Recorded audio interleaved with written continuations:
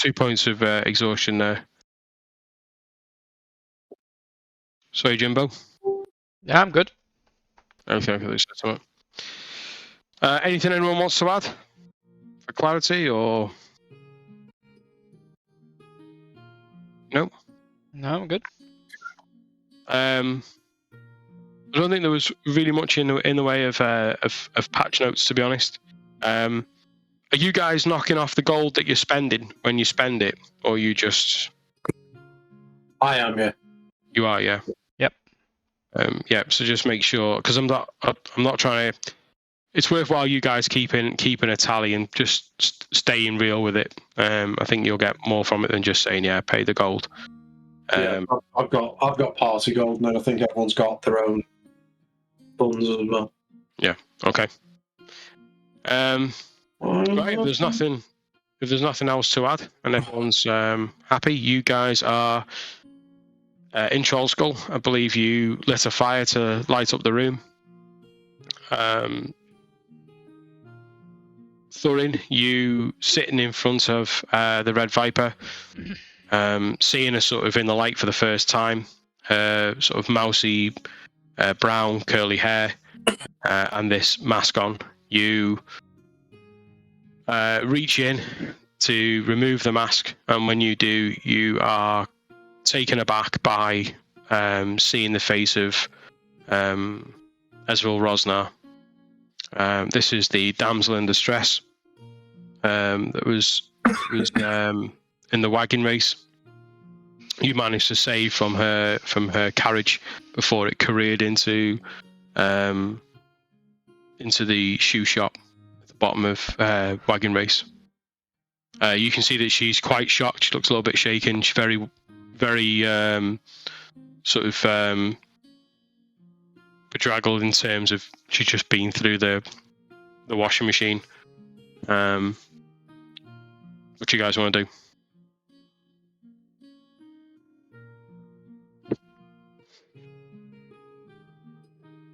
I'm gonna head over to the cask of cider and get a drink. And Good show. Tourette's. Make noise. and Drink. offer to help her drink. Offer to help her drink. Oh, Yeah. you're giving her a drink. Yeah, because her hands are tied up currently. Her hands are tied. Yeah. Would you like some drink? She's not overly aggressive, but she just moves her head to one side, just tight-lipped. I'll put it to one side. I was hoping to get you a drink, not quite like this, but it's nice to see you again. Yeah, she stays silent.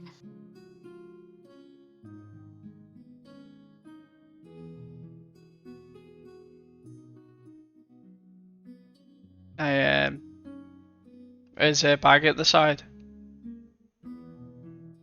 You guys removed what she had. She had pouches on her. She didn't have a bag.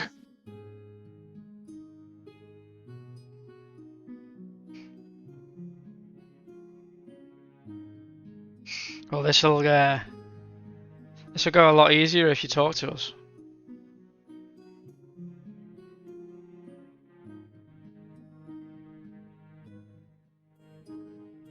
And she says, what you want?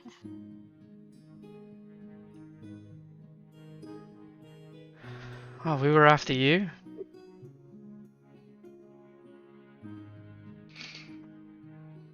Any particular reason why? You've been taking things that don't belong to you. You've caught the attention of numerous people, and we were asked to apprehend you.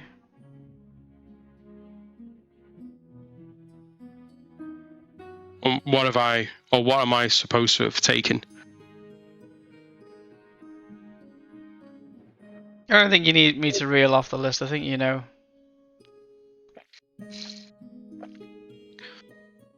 Well, normally an accusation such as this is put forward along with evidence.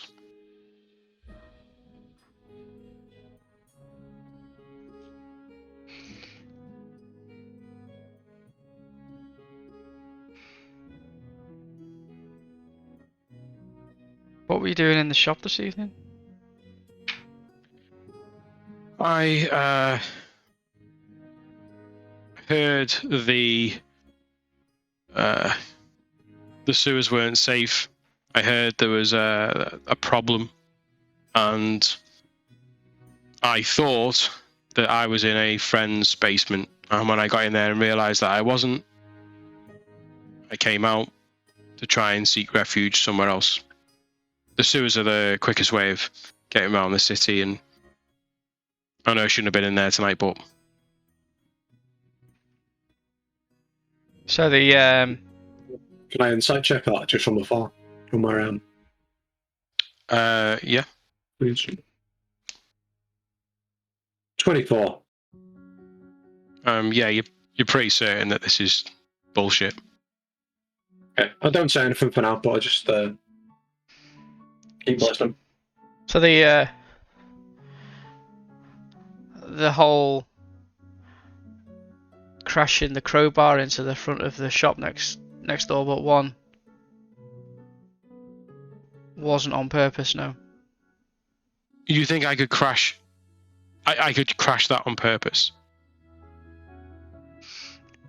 I think you could do a lot of things. Now that was a very costly accident. Ideally, I'd like to have won the race, but to have crashed it, I mean, that's pretty far-fetched. And it's also a bill that I didn't, need to have to pay. It's a bill that would be easily paid after you've sold the things that you've stolen. Again, I'm not really certain what you think I've stolen. I assure you the rapier belongs to me. I'm sure it does.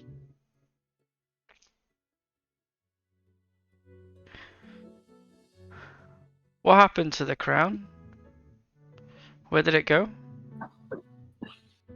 I don't know what you're talking about. Insight it. Yep. I would like to too. 15. This is better.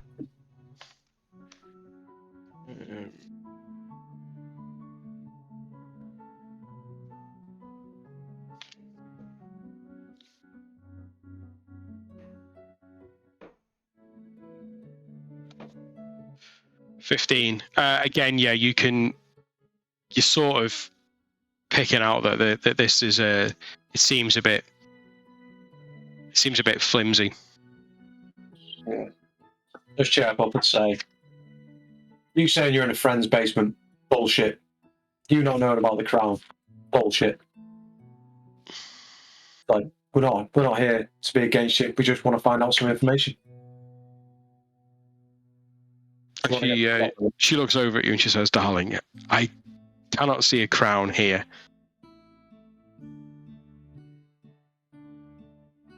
If I am supposed to have stolen anything, then it would be on my person, would it not?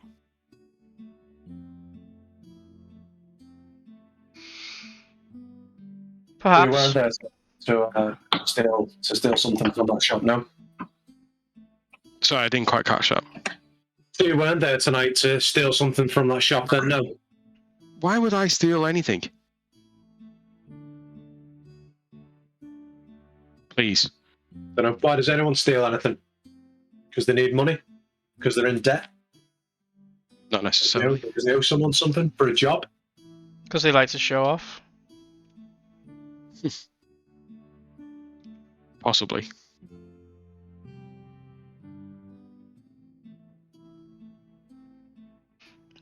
The person who's been stealing lately certainly likes to. Oh, who might that be? Certainly Is likes that to me? taunt.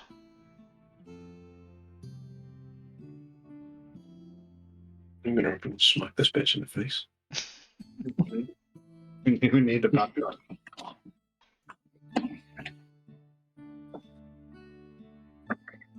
Listen, we just need to know where the items that have gone missing have gone.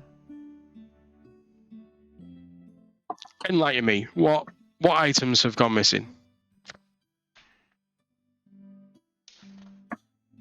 Let me make me go through my notes. You got him? Yeah, a black opal from House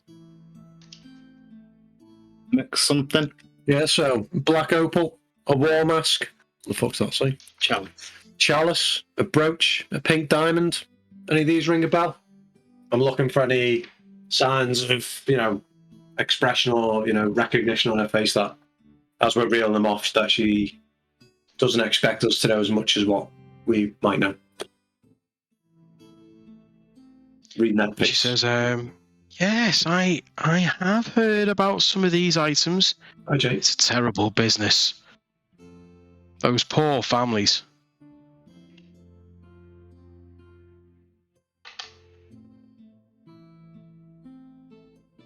What was Sildar? Sildar's thing about all this? He'd asked us to look into it, hadn't he? Yeah, more. For his friend Alistair. Part of the Lord's Alliance. Alistair is his protege. So the Lord's Alliance are on tour. Have we, just like out of character, have we questioned her about her being the Red Viper and us knowing that name? No. No. We should go down that route, and also if she knows the history or the myth of the Black Viper, because she seems to be repeating those crimes, sort of thing, isn't it? And look for a tell and some insight into that.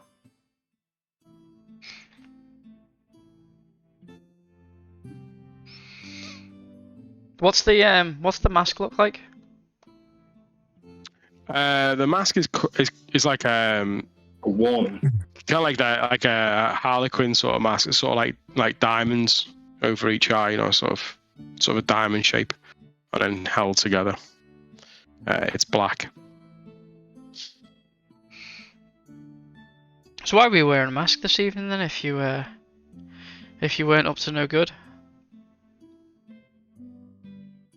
I think you'd be jumping to conclusions to think that I was up to no good by wearing a mask. And you start to see that now she's sort of getting into her stride a little bit. And she says, We think you're up to no good because you're in someone else's basement where you didn't belong. yeah, I'm meant to be in the boot shop. And if it's your friend's house, you'd walk through the front door, not leave via the sewer. Front door is under repair. That's why I was going through the sewer. No. Doesn't add up. The door's fine. No, I wanted to make sure. It's only the window that's that the broken. builders that I was paying for were doing the adequate job. After all, it was my responsibility to ensure that it was repaired accordingly. The mask, I enjoy wearing it. I have a certain, I don't know, prestige, and I don't really like to be held up.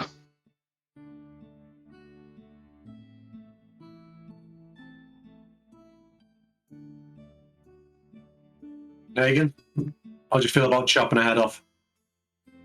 I just sort of take my jacket off, and obviously I've got my two axes on the side. I just, well, she needs to start telling something other than these lies that you're saying. Roll an intimidation check. Can I have a look what's in the pouches? Please. You emptied the pouches, didn't you? Or did I? What was in them? It's real.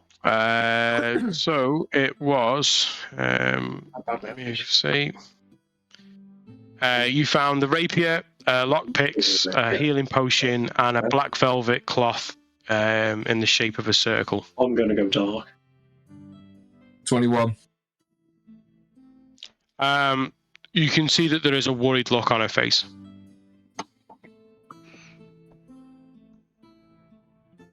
Yeah, you're right to be worried about that one. He can lose his temper from time to time. He He's does got a get history. impatient. Blow hot. Interesting lockpicks you've got here. Why would a lady such as yourself be needing those? Just in case the basement was locked. I'm just surprised a lady such as yourself would even know how to use them. You'd be surprised what a lady can do. I also have a rapier, you can see there. Those aren't really ladylike either. So you go to your friend's house with lockpicks to pick your way through the basement because you wanted to check on the front door and not walk through it with your rapier whilst wearing a mask in the dead of night. Something doesn't add up there. It's not really stacking up well, is it? I just sort of butt in as well and say, which hand do you prefer? Your left or your right? Me. Which I prefer both of them. both. Which one do you use mainly? I generally use my left hand. In fact, you know what? Just take a thumbs.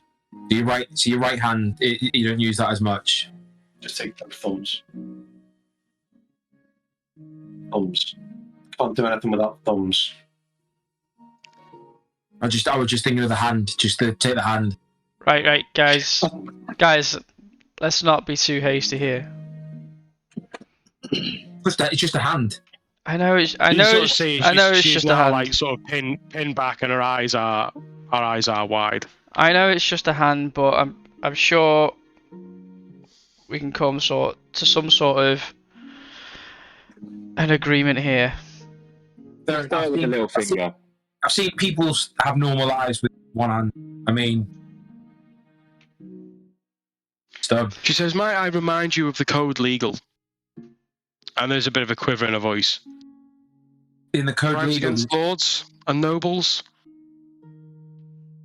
does it say anything about stealing? Yes, it but does. I haven't stolen anything. Inside check. Insight check. 18. Yeah, it's you're convinced it's a lie. So I've got to say, we don't tend to just take people that we don't think have done something. And with all of the stuff in your get up, your mask, I mean, unless you were going to some sort of party, seems a bit odd. So you tell us what we're asking. What am I supposed to have stolen? We already provided a list of the things. You already know what it is. So where are they? If You I've tell us. stolen something, then it would be on me, wouldn't it? Would it? I would have it. No, you'd probably store it somewhere, wouldn't you? Listen, You don't look that stupid. listen, Come, you lose it down. can help us recover the items. Okay, so let's Right. go back. Let's go back a little bit. We believe that you've stolen some things, whether you've done that for money or because you fancied it, whether the people you've stolen off have had something against you or you've had something against them. I don't know. I don't particularly care.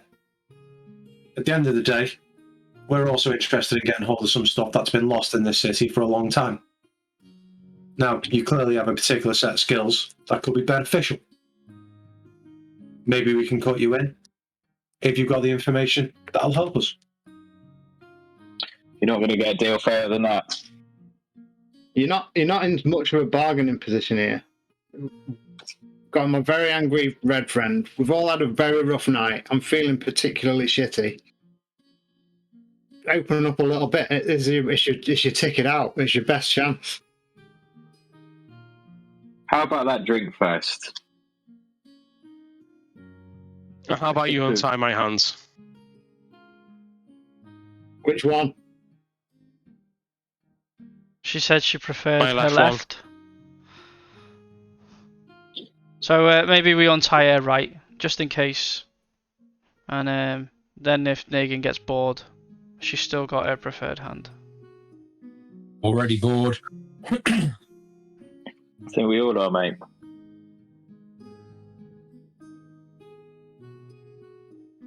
So I just pull one of my axes out and I just start like the end of that. This is not interrogation 101. Lick it.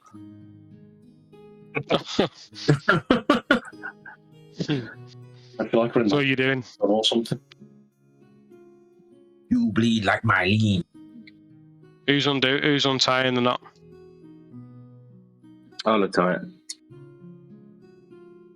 Okay. Her right hand comes free, and she sits. She reaches over. She takes the cup. She holds for a second, and then she takes a drink. Yeah.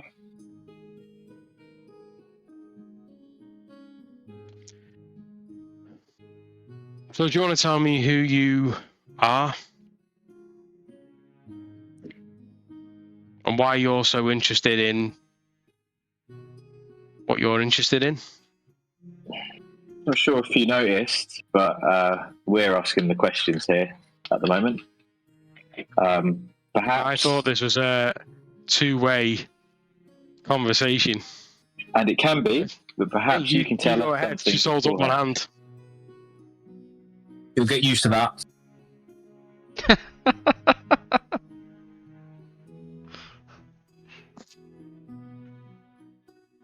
Ask away. Holy shit.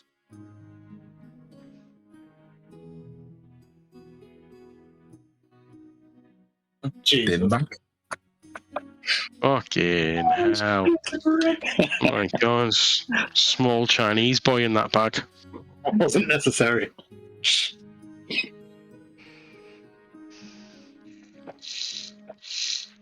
You Ask your know, question. you know what we want to know. We've asked enough times about a multitude of different things, so just give us a bone. We know something was going on. Okay, we know. So there's no point keeping up the facade. Make a persuasion check. What's he said? 6. We give her any. She sort of turns her attention from you back to the Dragonborn with the axe.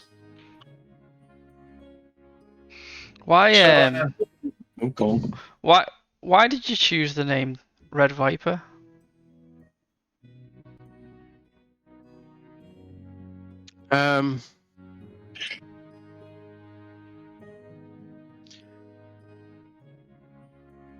I remember the stories of old. I remember the stories of the Black Viper and her tales of daring. I remember how it invoked a feeling in people. How people felt that there was someone on the streets that was on their side. Someone fighting for them. The good rogue. And that's why I chose the name Red Viper. And you sort of see that she touches sort of the inside sort of a collar of her outfit, and she just sort of tugs, and you sort of see that there's like a piece of red material, like soft red material that's poking through, and she just sort of holds it for a second.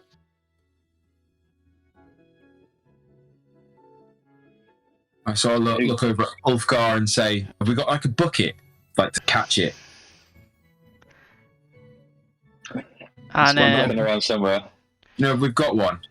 We need to get a bucket as well, and some for the rope to obviously tie it up tight as well.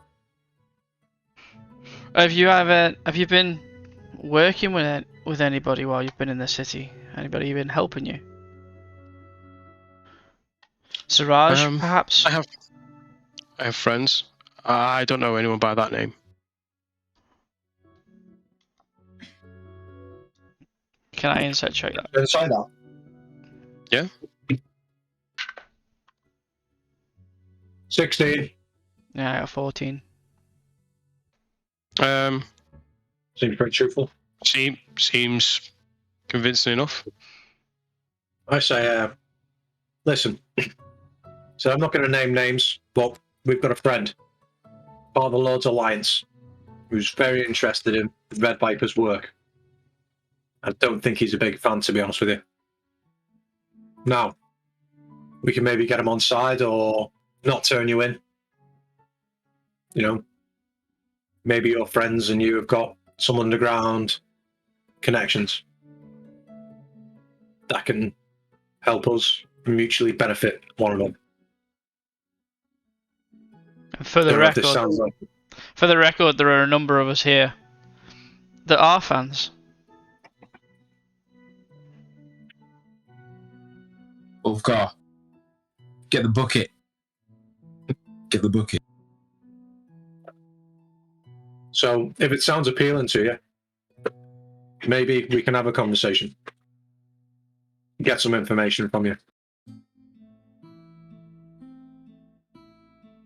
Maybe you don't have to be tied to the chair. And maybe, you know, we can help each other out. Just make a persuasion check. You can make it with advantage off your off how you put that across.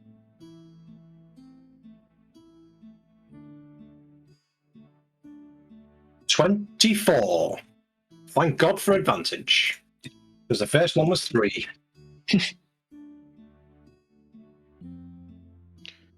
Okay.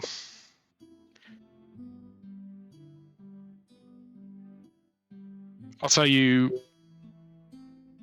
what I know. But I need assurances. You've now seen my face. I don't want any backlash from this, and I don't want any altercations with the law. And if I don't get those assurances, and I don't feel like those assurances are there, then with all due respect, you can go fuck yourself, because I've stolen nothing, and there's nothing on my person. So, well, let's be honest. You know, I think both of us have committed actions tonight that would be probably considered outside of the law. We've got something over you. You've got something over us. I don't want to go to jail.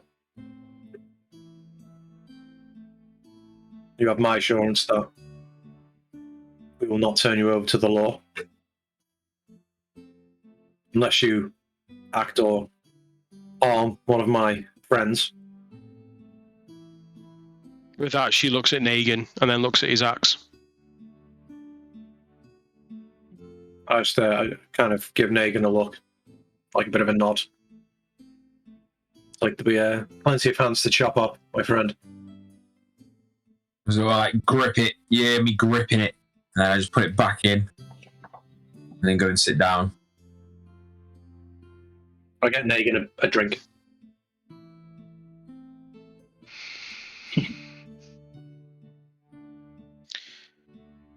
Okay, ask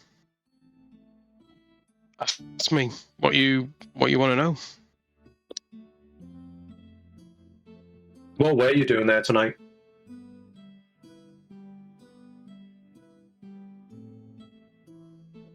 I was stealing the crown of Atalanta. How did that go? Very well, thank you. Why couldn't you have just told us that straight away? No, that's fair. That's fair enough. Fine. She's got a secret, so we all have. So, what's your goal as the Red Viper? Is it to steal from the rich and give to the poor? Do you have an end game? Is there something you're particularly after, or a vengeance? You seem to Maybe be all of the above. you seem to be targeting certain well-off folk.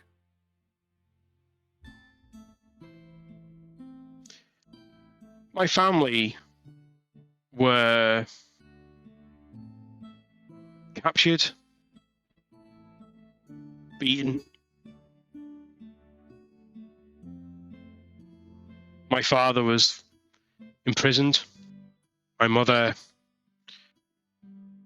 sent out from the city when I was a very young girl. I don't remember a lot from my childhood, but those memories stick with me every single day. And it's a cautionary tale. One should never outgrow or overlook their station. My father was ambitious, yes. But his decisions sometimes questionable. I have no doubt. But when the City Watch came and arrested my father on the grounds of slavery, then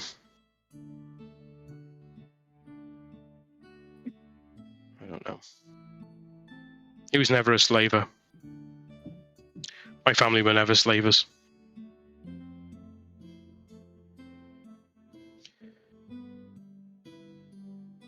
I spent many years outside of the city, and I always vowed that I would come back. I always vowed that I would take my revenge on the families that orchestrated and took down my father.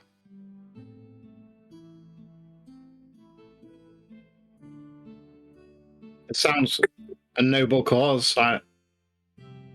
Doesn't sound unfamiliar either, to be honest, to me. But this is a city of factions and groups. And who are you working? Who are you working with?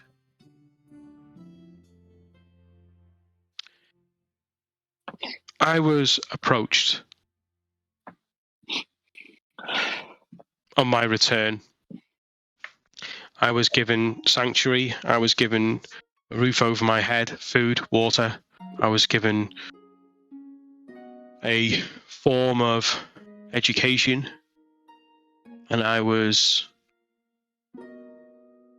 glad for that. I was glad to have that and to feel that I was a part of something and that was someone there for me. And in those days, we created the red sashes.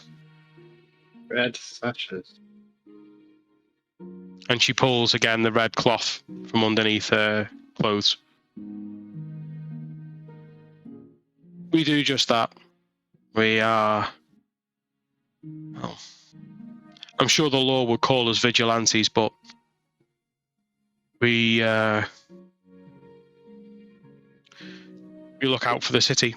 We look out for those that can't look out for themselves. I don't believe that the law is as just as what we would think it is, and as trustworthy as what we think it is. And we operate between those lines. So, does the name Blackwood mean anything to you?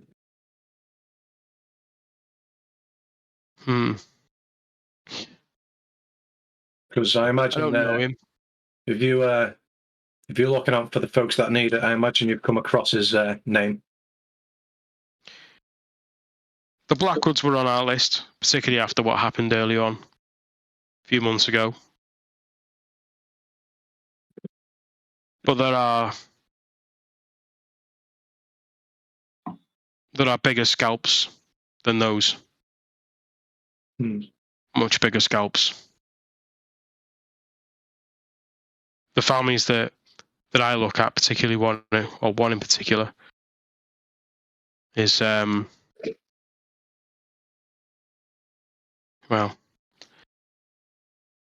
much larger than the Blackwoods. Much more significant. Who would that be? The Castellances.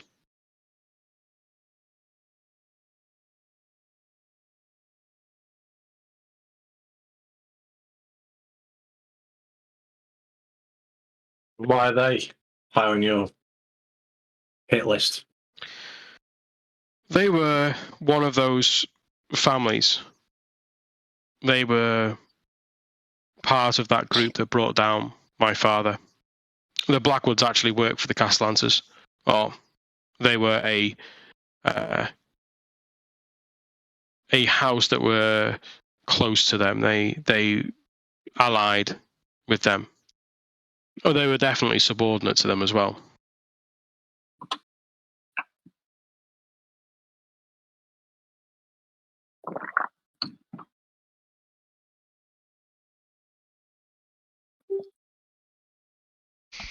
And what do we know of the Castellantas just from being in the He's got city? that war mask. Is that their war mask? You've actually seen the Castellances. They were the family that held the race, the wagon race.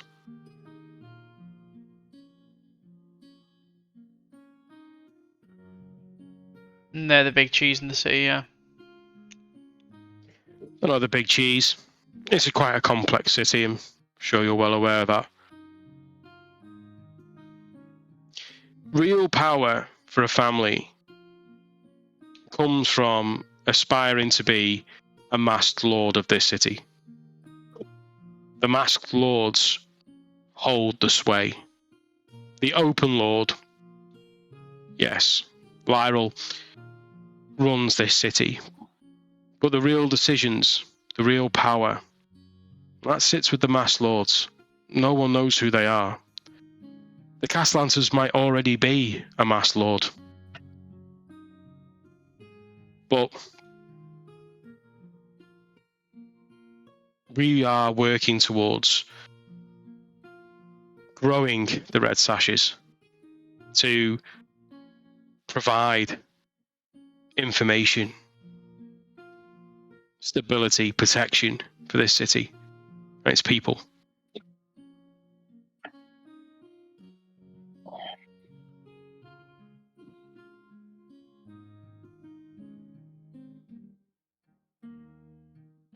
You might be able to do that here.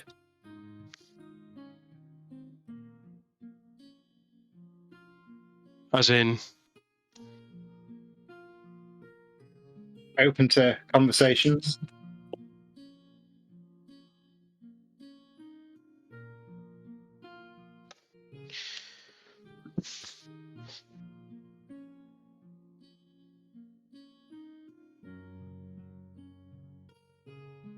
What was the end game for you as the Red Viper? this is just the start. This is just the start. This was just a financial punch, a toe in the water. This was nothing more than a bit of fun. So what's happened to the items? Oh, they're safe. Not sold on or redistributed or...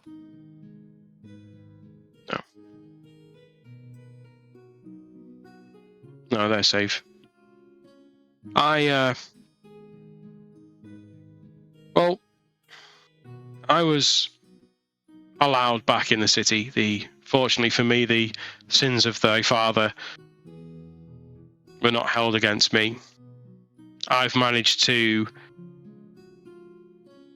buy back my family home, which is now in disrepair. And I plan to put myself back into society. I plan to pull on the people who were allied with my father once, and to use my skills in both court and, as you see me now, to try and restore my family name and bring down the corrupt in this city.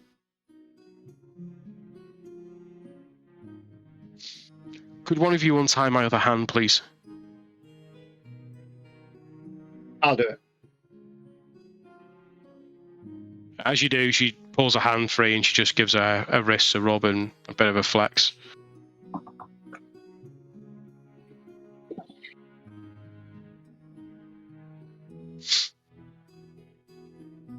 Just give us some dry rations. That'll be pack. Yeah, she not really one for eating. She just sort of takes a few bits of the meat and washes it down with a bit more of the drink provided by Thorin. Cider. How did you get the crown out? Mm-hmm. That's the real trick, isn't it?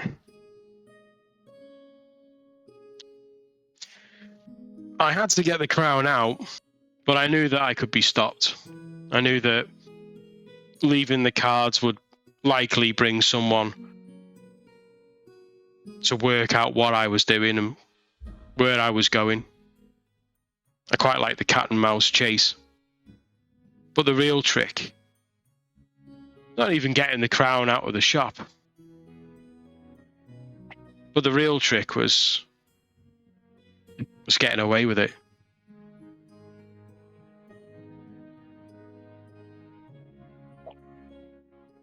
With that, she says, "You have my items, do you not?"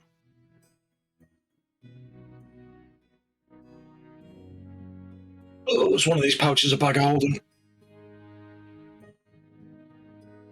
I think the cloth might be more than it seems. Yeah, we have your items. May I? Do you mind?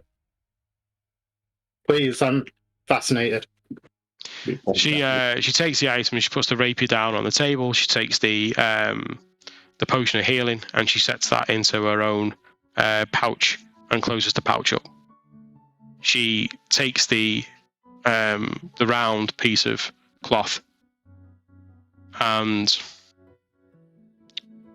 she opens it out and she frisbees it just in amongst you as a group, so it's just sitting on the floor in front of you. As the cloth settles, and it's quite fine and light, but as it settles onto the stonework, you see a shift in your perception of a deep black that just drops away through the floor.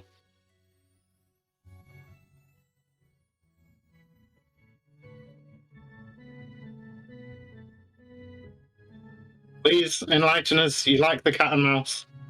You're still the mouse. We're still the cat. I have no idea what's happening here. I'm like, oh, You look, and there's a 6-foot diameter now in the floor of black. And as you peer in, you can see what should be, or what you would expect to see as being the cellar of the tavern. When you look down, you just see a black void, because the light's not too great where you are in the tavern itself.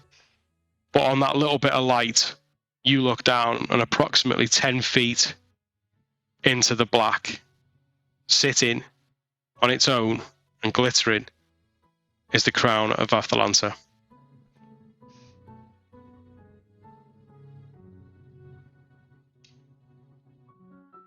It's a neat trick. What So, is sorry. it? That's a neat trick. I said, what exactly is this? Oh, she says, this was a gift.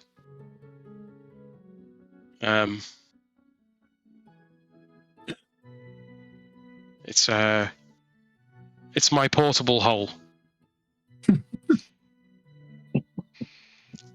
Sorry, we may be a little bit childish. You have to forgive Sounds us. like the answer to a riddle. You missed a line there, Daryl. I'm not going there, Jay. No, it wasn't that. He said it was a nice trick, and you're like, oh no, trick is something a prostitute does for money. I do illusions.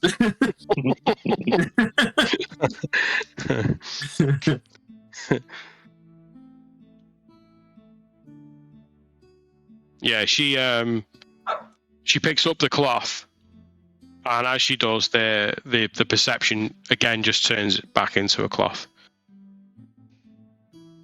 So what are your next steps?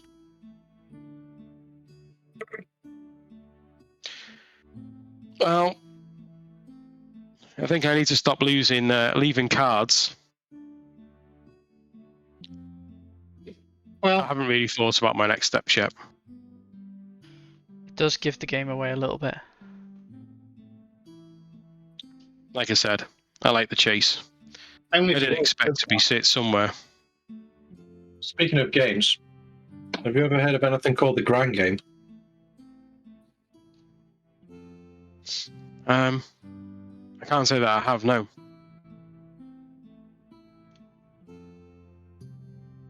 Thought it might have been something right up your street. No. I've told you all there is to tell, why don't you tell me? Nice inside check that comment. That she's told us everything she needs to, or has to tell. Yeah. 13. You don't feel like there's any holes, particularly in the story. I'm sure she could. I'm sure I can get you the impression that she could give you a lot more detail into everything that's happened in her life. But I think that in the main, yeah, she's told you what she knows.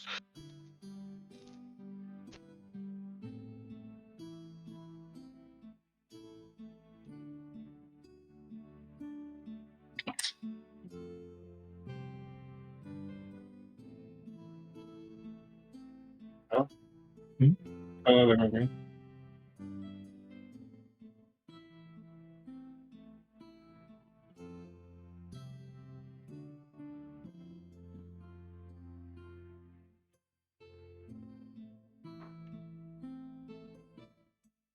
So why don't you tell me about you? Tell me about the Grand Game.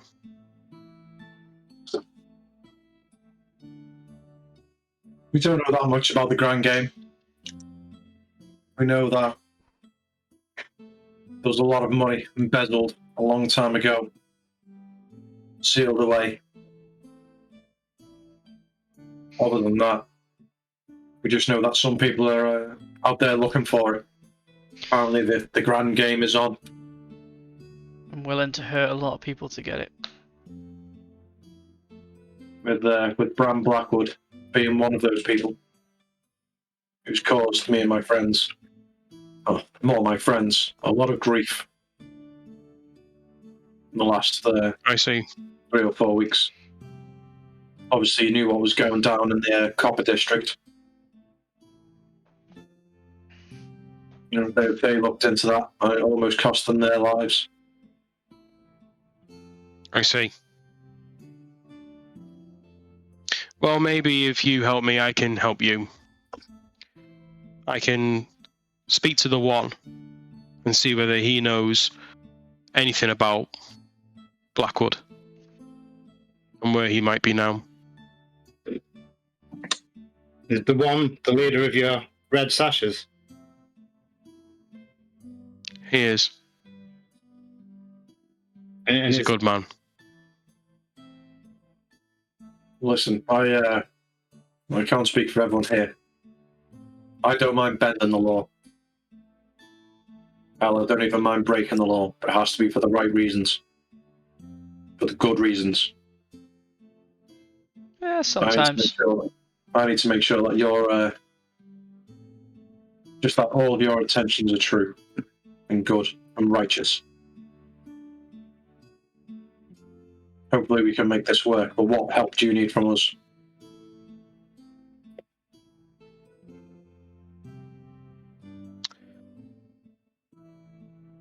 Right now, I just need to get back home. But I can help. If ever you require something stealing, or if you need anything that I could possibly help with, then I will help. I will ask the One if he knows about Blackwood. Can you arrange a meeting? With The One. Neo. certainly not. Have you met him? Of course, I've met him. Well, sometimes these institutions have unusual structures. You know all about the masked lords. Could have been a similar scenario. I don't know. Potentially, I guess, but no. That's not how you roll. We must maintain the one's identity if we are to function properly. And you trust this one implicitly? With my life.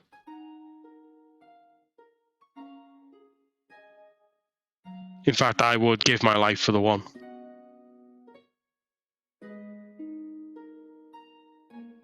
How many are there? How many red sashes? There are a number of us, and that number is growing.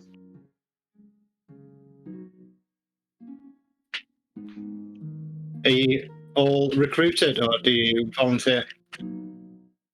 No, we like to headhunt people with skills, people who know how to make people disappear, and I don't just mean that by an axe. And she looks at you, Nagin. Oh no, he eats them too. It's not just the axe. She says, sometimes we need to protect our friends and keep them safe. And I look at Hagen and say, in fairness, he can do that. But our ultimate aim is to drag the vile out of the dark and into the light and show them for what they really are.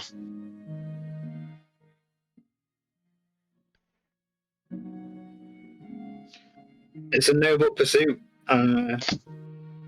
Fairly aligned with your, certainly sympathetic to your goals.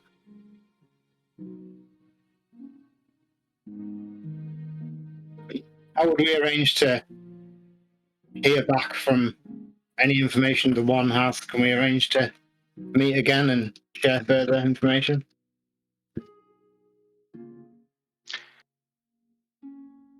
You can find me. And if you need a message to the one, then I will give that message to the one. And then I will find you. You can find me. My house is in the Sea Ward. Although, right now it's not really livable at the minute. So I'll spend most of my time in the Yawning Portal. I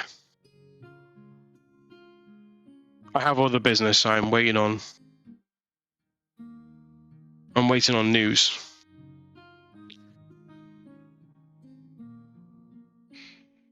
News You of what? mentioned your family. How are they? Did any of the rest of them make it back here? My brother survived. But he went to seek his fortune elsewhere. I just hope he's safe.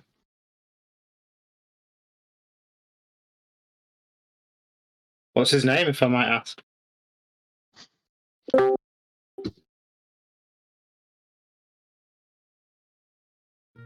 She says, but you can find me in the Yawning Portal. I'll be Well, there.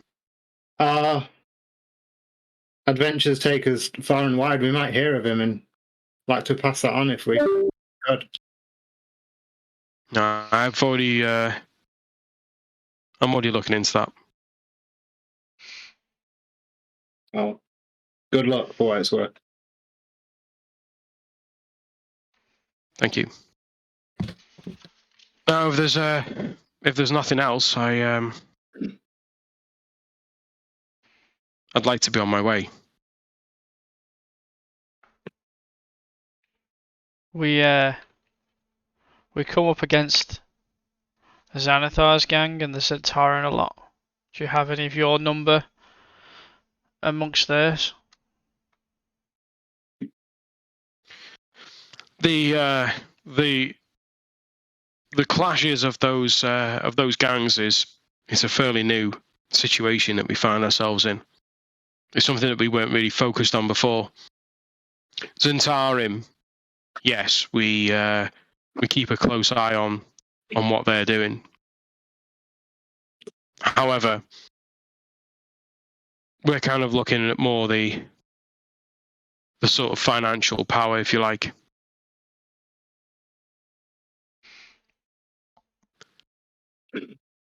We do have more to share about the goings on in the city. Some of it's early stages, some of it's rumours. We'd like to. How will you play this back for the one? How will he hear of what occurred this night? The one knows I take risks.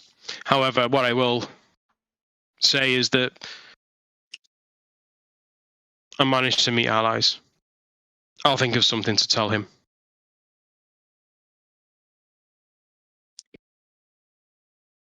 And we will seek you out then in the coming days and see if he's heard of the grand game and if we can share further information.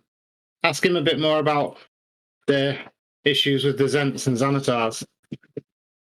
That might be something that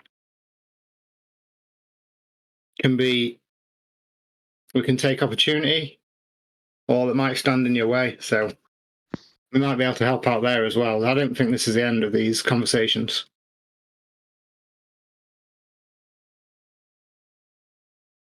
Okay, I will find out.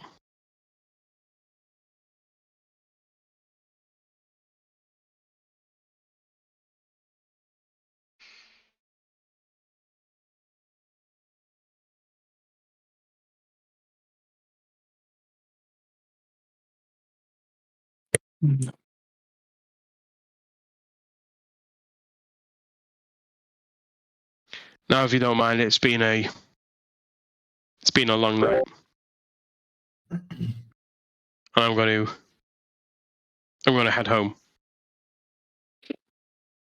And you can see that she's a bit wary, that she's sort of making a move towards the door. And she takes the rapier, but she keeps a close eye on Negan, and she puts the rapier around her belt. And I just follow closely behind, not in a creepy stalkerish way, just as if to show her out. Yeah. So she packs up her stuff, and I'll offer him my hand as a gesture. And she pays close attention to your hand, especially obviously because you're quite hooded, and she sort of sees the complexion of your skin, and she goes to grasp your hand. Just shake a hand and say, "There's a lot of outcasts here. Good luck in your quest." You too. And she as she goes to the door, she turns and, taking the folded piece of black cloth, she throws it onto the table. And she says,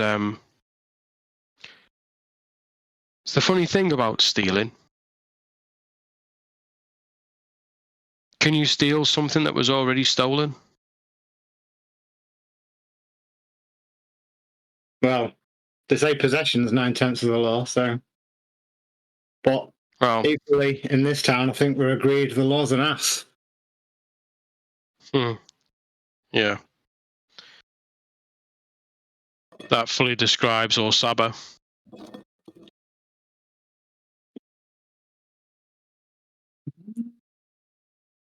Fair enough. And with that, she turns to the door.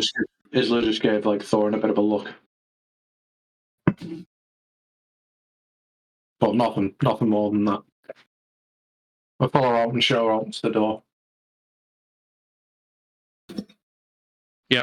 And you sort of see her walk towards the end.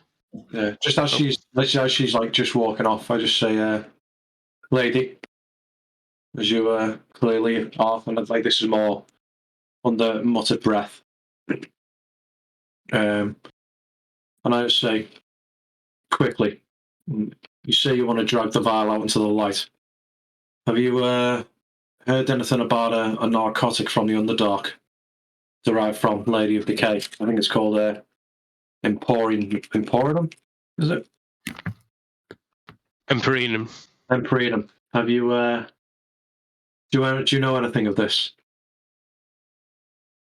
I haven't seen it myself. I believe there is something new in amongst the nobles.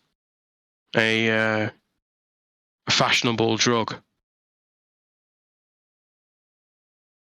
I haven't had much contact with it, and I don't really know anything about it. I can ask the one. Yeah, if you happen to pass on your travels or hear anything of it, if you could let me know. I'd appreciate if it was only me, as I believe some of my, I say kin, are up to no good, and I'd like to have a little chat with them, shall we say. I'll see what I can find out. Call on me if you need me. And she nods and turns. You see that she goes and say, and if you do betray us, like cheekily, if you do betray us, the big guy will find you, and just give her a little wink. And she nods. She accepts the wink with a smile, and she pulls down the mask, and you sort of see that she steps quickly off into the shadows, almost soundlessly, and just with we're now sort of like 2:30 in the morning, so you sort of see her sort of dancing around a little bit, and then she's gone.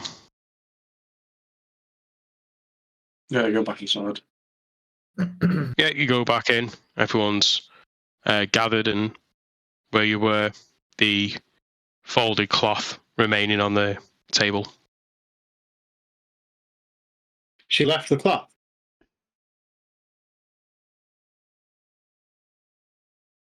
And is it still unfolded in the 6-foot thingy? No, she just got it folded up. She just threw it onto the table. I'll go and grab it and chuck it onto the floor in a similar flourish to what she did. Yeah, you throw it. It lands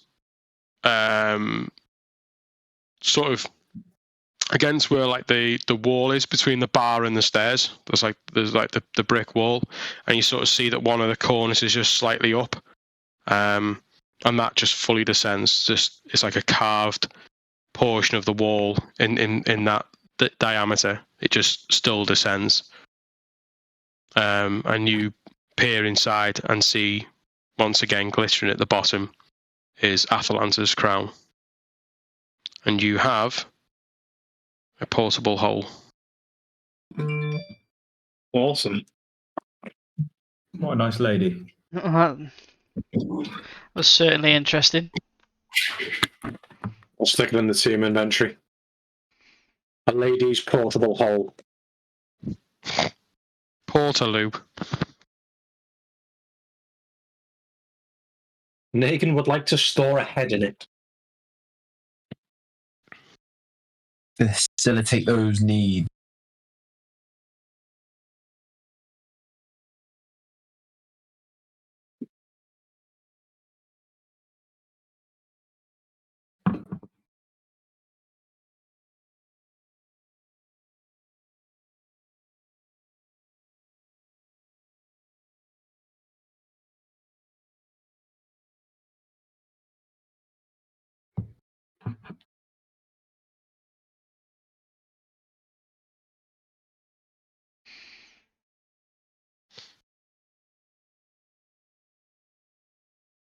The bottom part of that is certainly a little bit scary, but could come in handy.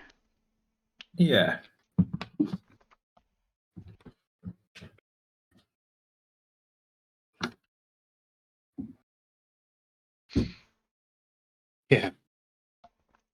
So, what are we going to tell Sildar? All right. So the biggest thing for me right now is that a crown has been stolen, and we are now in possession of that stolen item. That's a good point. It is definitely true. Like, if she wants to bubble us, like, we've got it. Yeah, yeah.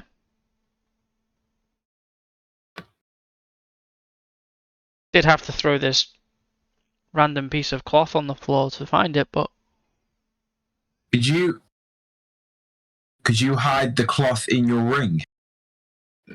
Or within a hole? That's another portal, isn't it? Hmm. That's another. Yeah. So now they're both been destroyed. And it always goes, I can hide it in a hole. Yeah. I'm not sure. I don't know. Until we decide, switch the crown from the hole to the bag of holding. We do not have a bag of holding. I thought we did. We do not. No, my mistake.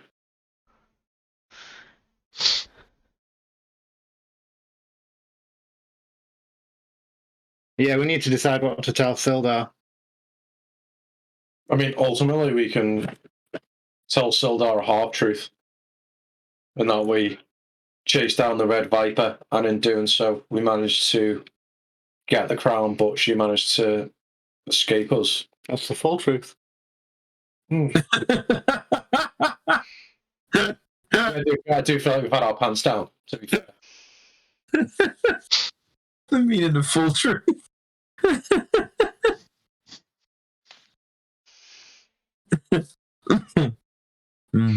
Escape us as opposed to we let her go. Well, Yeah. semantics. Half truth. I mean, we can tell him the whole story about the sewer, and we could say that she was in the midst of stashing the crown in this cloth when you got hit by the water. I don't think he needs to know about the cloth. That's a little advantage to keep in our back pocket. Literally. Well, we're not going to be able to do anything with this crown. It's not particularly useful to us. It's worth probably a fuck ton of money, but we're not going to be able to shift it on in this town, city. I don't know. Maybe that fence can get rid of it. The one that said I was trailing. Yep. I'm too tired for ideas right now, guys. I'm absolutely spent. We can do the old switcheroo. Do the old half truth. The full truth from The whole truth, but nothing is like the full half whole truth. It's the full truth from the halfling. Can Porno. Can we get the crown out and examine it? Yeah. Theron just wants to put it on his head. I do not put it on. I don't know. Lauren, can you keep things in your ring? Yes. Put the stuff in the ring.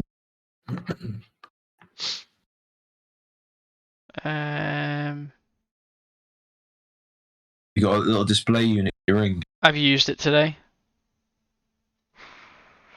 I won't be able to hide it until tomorrow.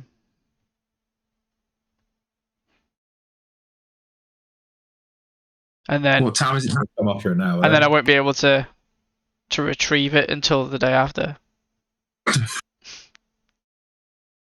Unless I stay in there for another 6 hours, which is, I'm certainly taking some food in with me this time. Jesus. This is like a warped version of Christopher Walken in Pulp Fiction. Damn. What? Retreat. Retreat. Put your hand in there and reach it out. Yeah. Do you want to have a look at the crown, Thorin? Yes, please. So yeah, it's 10 feet away at the bottom of a black hole. Are you stood by the edge? You stood by Yes. the edge? Yeah, kick him in. Do you go with it, or do you try and keep your balance? Just a little nudge on his butt. I mean, it's not exactly what I had in mind, but that's one way to find out if it's janky or not. Just make a acrobatics check, please. It is not great. Oh, actually, 8. It's better, 8. a lot better than I thought. When you get to the bottom, your foot kicks the crown, and you see that one of the diamonds that's actually on it actually comes away from the priceless crown that you've just landed on. I mean, we can put that back together, surely. And I cast mending on it. Madman. Yeah, you mend the crown, this priceless artifact back together. Thousands of years old. And There's a cantrip. I would like to examine it. Yeah, it's the crown that you've seen. In all Sabbaths, you turn it around, you see the lights catching the diamonds that seem as brilliant now as probably they did when they were first put on the crown itself. You see that there's a slight indentation in the bottom of a hallmark, say "Made in China." It's genuine. Yeah, looks the real deal. Everything in China is genuine. It's genuinely made in China. Yeah, like your phone. Ni hao. Yes. Probably like yours too. Yep, designed in California.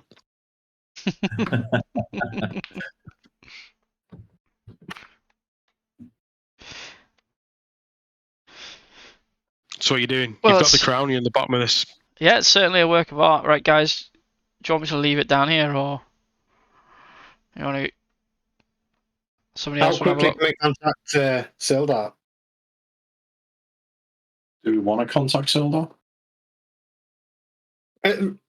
Right now, I'm at the stage of. I feel like I trust her. I feel like she could have played harder to get. We did catch her out, but ultimately she gave us what she wants to know, and I feel like the story checks out. And I might be saying this because I'm absolutely knackered, and I nearly died twice. By the way, thank you for the save. But I'm fairly okay with trusting her. But if anyone thinks that she might switch on us, and we have the law knocking on the door in the next 5 minutes, we'll put the crown into the ring as soon as we can, which is in the morning. My concern is Sildar is after her. She is after the lords of this city. There is a conflict of interest, and we're going to play both sides for so long. So we need to, at some point in the near future, determine where our loyalties lie. What side our bread is buttered. I mean, they might be two different questions.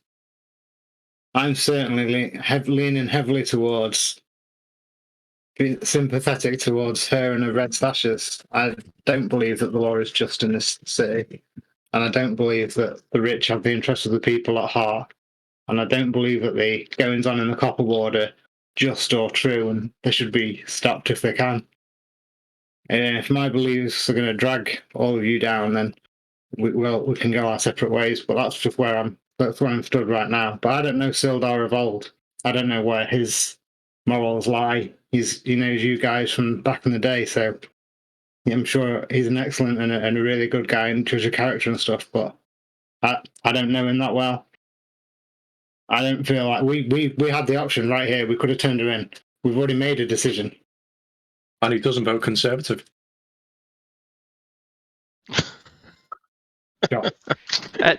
Negan, fancy giving us a hand out this hole? Yeah, of course. So I just reach in. I grab his hand. I leave the crown down there. Pull up the rabbit. Yep, out you pop. I say to On Negan. to I say to Negan, and I thought it was us that saved him, not Isla. Anyway, We don't do it. I mean, you might Oh, not. sorry.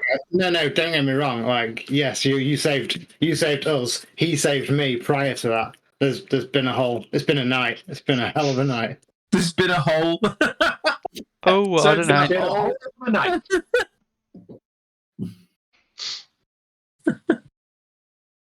Well, I think Jallister and Sildar maybe not quite as on the side with all the lords, because after all, they did hire a bunch of misfits to try and solve some mystery that they were struggling with. Yeah, I still think we shouldn't tilt our hand too much as to what we know. Let him know that we got his crown like he wanted. The Red Viper got away, but we can keep looking. We're doing a great Some job sketchy- of successfully completing these tasks that we're being given, aren't we? Nope. Yeah, we literally just completed one. Find the Red Viper and get and stop us stealing the next thing. Done. I think we were asked to. We're going to give it back. I think we were asked to Are we? capture and hand her in. And so No, Raj absolutely. was a similar scenario. Maybe we are slowly finding out what side we're on by the actions that we're choosing to take. Your actions speak more than your words. I've been chatting some shit, but that's my beliefs. We've all made choices right now that indicate where our sympathies lie. Maybe, I don't know. That's just my feeling on the issue. But I am fucking tired.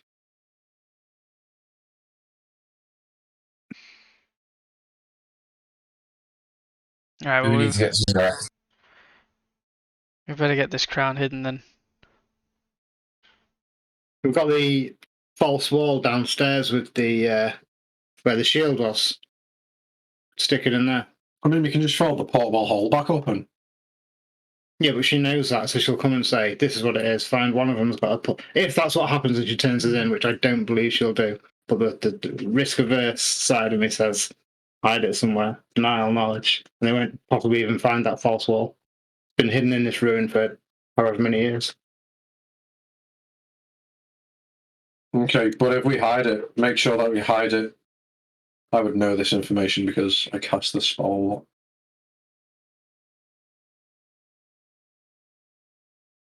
Just make sure that it's blocked up by at least a foot of stone.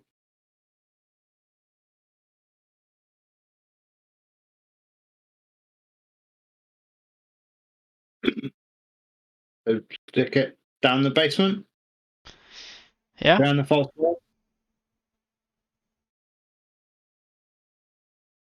So what are you doing? You're wrapping the crown up in the cloth, and then you're going to put that then in the alcove where the shield was. Mm-hmm. And make sure it's encased by a foot of stone in every direction. So you've got 3, but you haven't got the 4th because that was just wood. I can't. There's a rubble or stones or bricks lying around. We can make a quick. I don't have No, anything. not really, no. Create Not enough to build a wall. No. No, we'll just have to leave it like that and hope for the best. Won't no other means of hiding it right now. Just saying, by the way, it looks sketchy as fuck. Well, it's a valuable magical item. We can't just say we were all battered and bruised by having to seek it out and managing to retrieve it, and we weren't ready to return it in the dead of night, so we waited till the morning.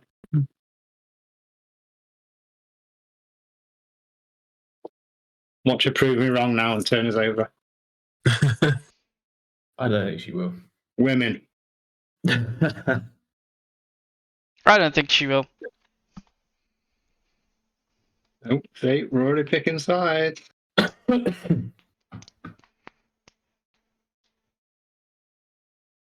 Cool.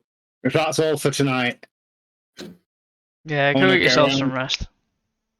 I want to go to each of the guys and hug them if they will let me, and just say thank you. I wouldn't have made it through tonight without all of you guys. I don't accept the hug, but I don't hug him back, but I don't push him away. I just kind of stand there and just kind of take it. Yeah, nice one. Pat him on the head.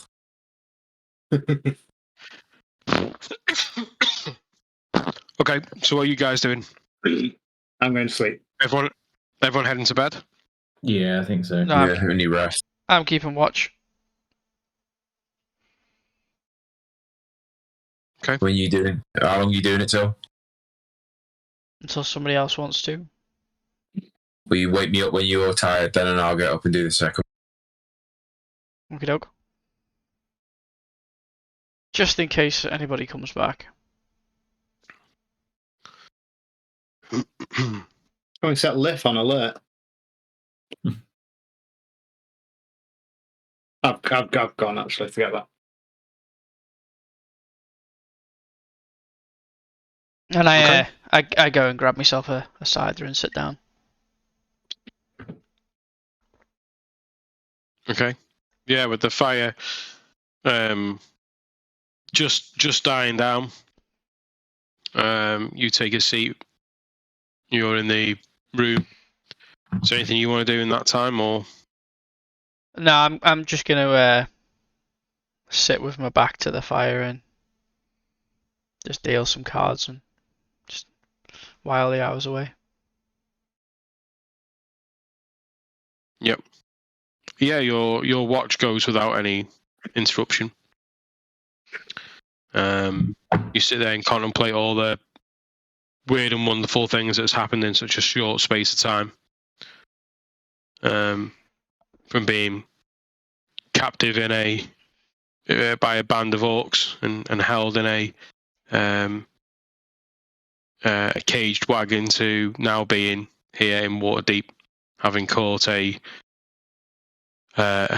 prolific thief. Yeah, your watch ends. Yeah, I'll go wake up Negan and go to bed. Your turn, pal. Negan, what do you want to do with your time? Nothing really. Obviously, probably move about a bit more, like kind of around the place more than just sat still. But nothing major. Make sure everything's all okay. Okay. And again, your watch goes out of trace, and slowly, you start to see that the sky takes on a hue of blue as dawn is approaching. Morning comes, sun's out. You guys finish a long rest.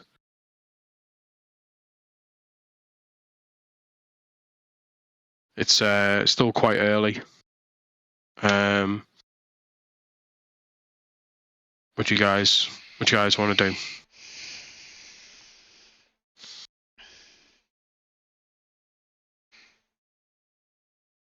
Yeah, so I get up and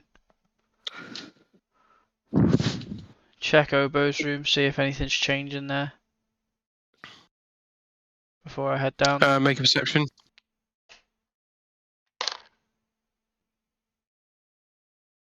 17.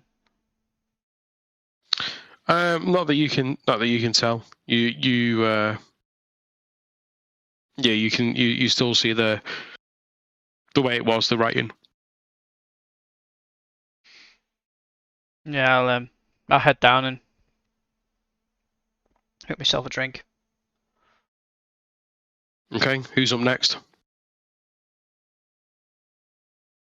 I'll probably be up by now, so I'll just I'd be going straight downstairs to try and check the hole and make sure that nothing untoward has happened.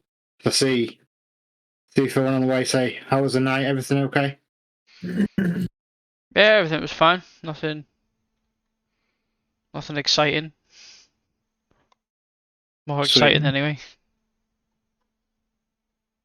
And head down the cellar and say, should we go check the crown still in the cellar? And just head down to check it. Yeah, you see that the cloth is still there, folded as it was. I'll unfold it and just fully check that it's still there. Yeah, you throw it onto the floor of the cellar. You peer in, and there's the crown. The same position it was in. Yeah, good enough. So I'll just,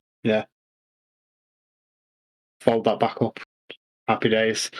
Now we need to have a sit down and discuss exactly what we're going to tell Sildar. So you wait, and over the course of an hour or so, everyone starts to rouse and make their way down into the tap room.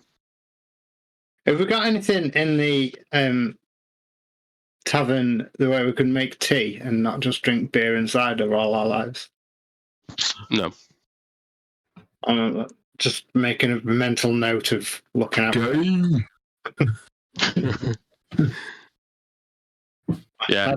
No, there is nothing. There is nothing of any type of other than a few tables and chairs, the barrel that's just rested on top of the bar, a few odd sods of cups and things like that, and a functioning fire to burn wood in. There is very little else.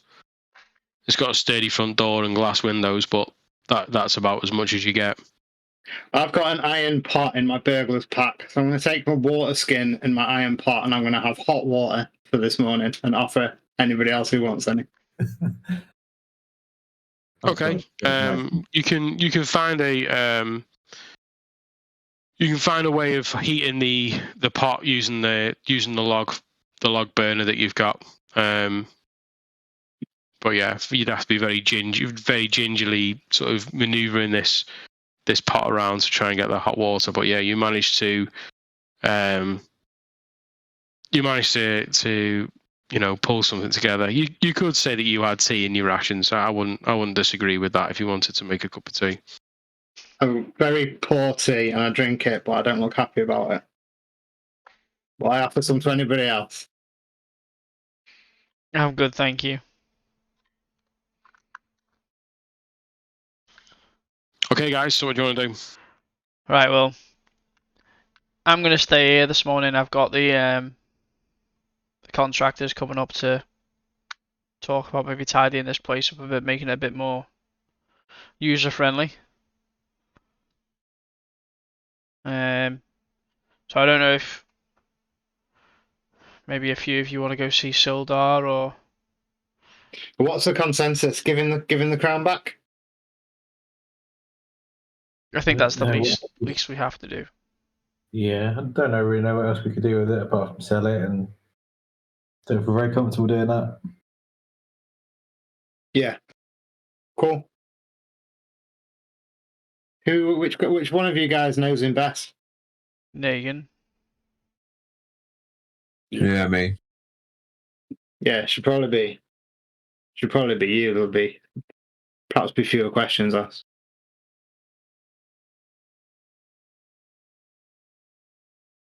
Probably agree with that. Is there anything else that anybody wants to try and get done today?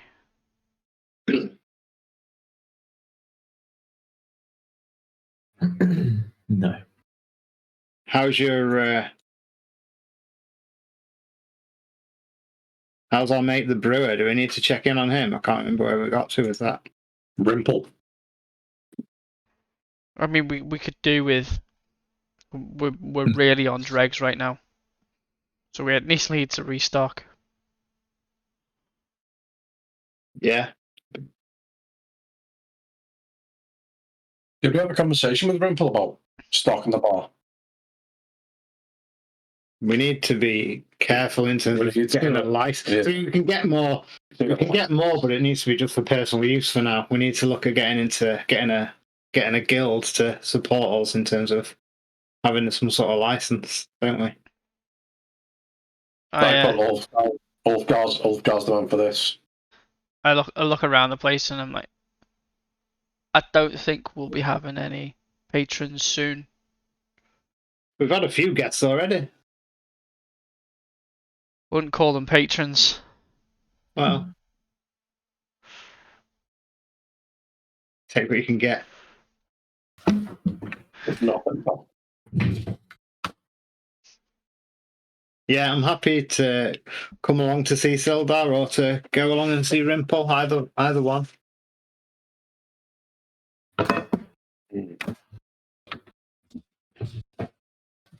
I mean, actually, I'm gonna renege on my volunteering to go and see Sildar. I think I look far shiftier than most of us. I don't think I'm going to inspire confidence by hanging around in that conversation.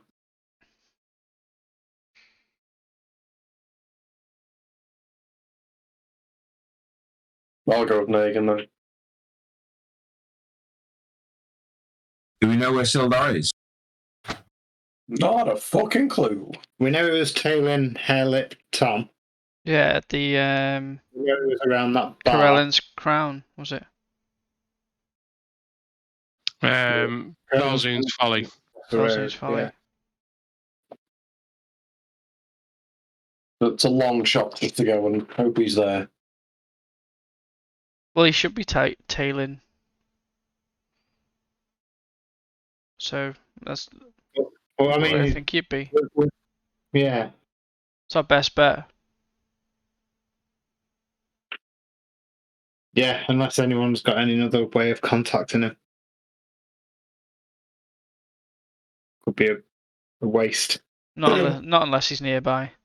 of abilities. Yeah. It could be a waste. Go and see what you find.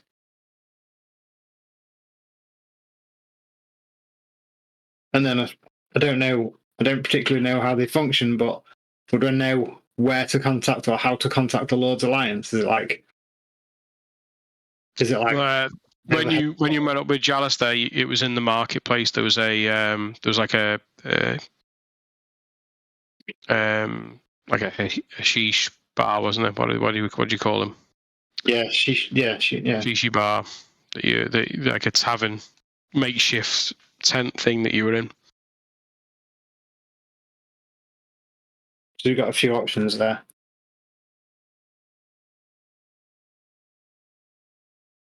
And what do we need to ask Ulf? Maybe me and Ulfgar can go ask Rimple some quick. Check in on him, see how he's doing, and see if we can get ourselves another barrel. Sure, that would be up your streets, mate. I'll be happy, very happy to do that. Although I don't know Rimple too well, but always up for making new friends, especially if they have ale. Yeah. No, I don't know him too well either, but he was perfectly amiable last time we met. And he shared us that little secret with his little birds. That was a fancy trip, wasn't it? Mm. So I'm sure. Anyway. So what if we are going to go do that? What do you guys want to know from him? Just checking that he's doing all right. He's not had any more hassle off the authorities, and he's. Any particular questions you want to ask him? Just if he's seen Obo.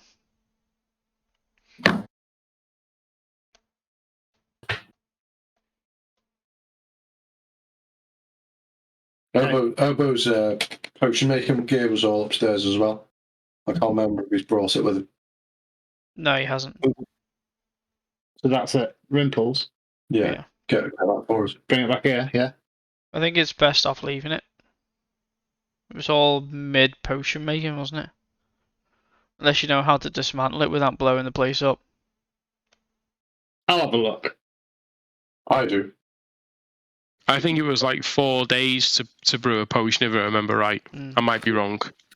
But I think it was like 4 days to brew. Well, have a look. See if he's still doing that. I mean, by the scribblings on the wall, he could be doing anything. Yes, certainly. Yeah. We'll check in. So ask about Obo. Ask how he's doing. See if we can't. Is he just given us a cider before, or is it usually a transaction? He's given it in the past. Yeah, he brought one round, didn't he? Yep.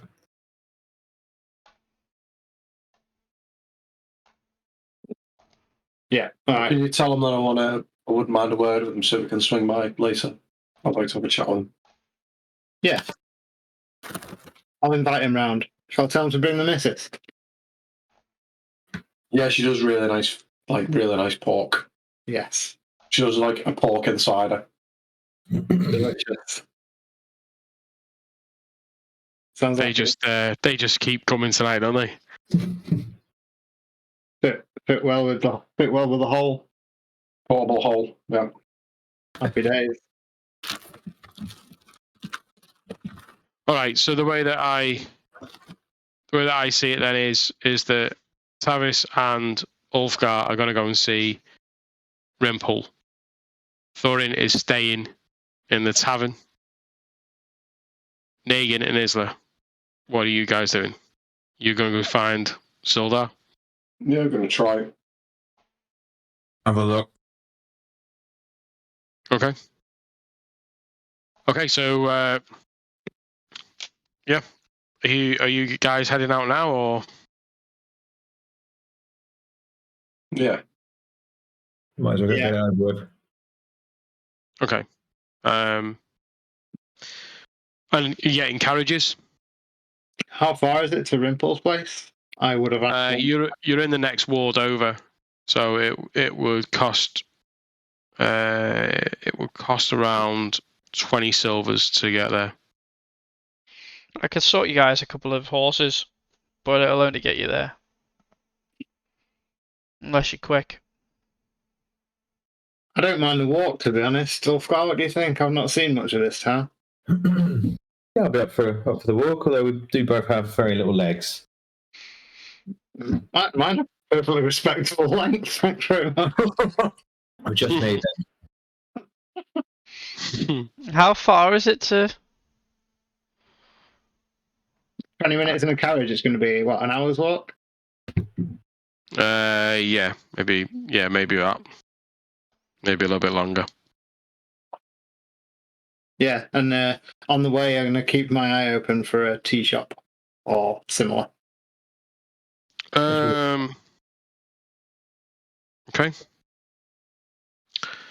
So it's yourself across the road.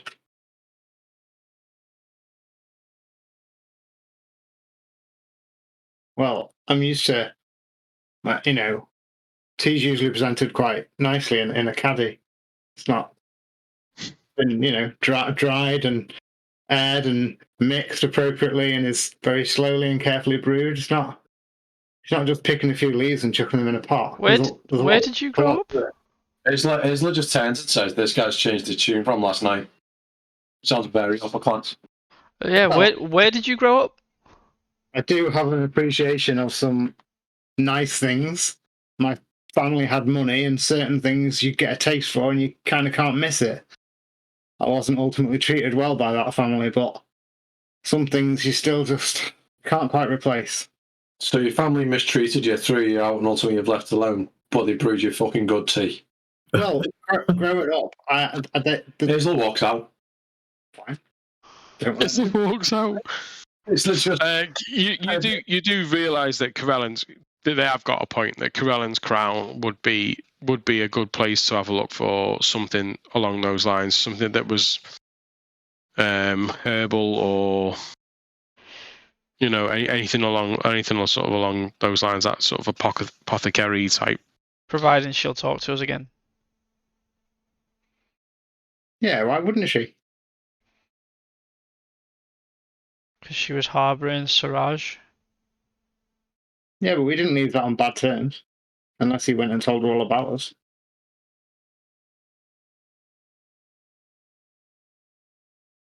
Okay, I might revisit that. I'll revisit that later then with the Corellan's Crown, and we can get on our way. Yeah, you you Northgar head out. I like it. Great teams. You're heading west. The morning air is quite fresh. You can smell the sea.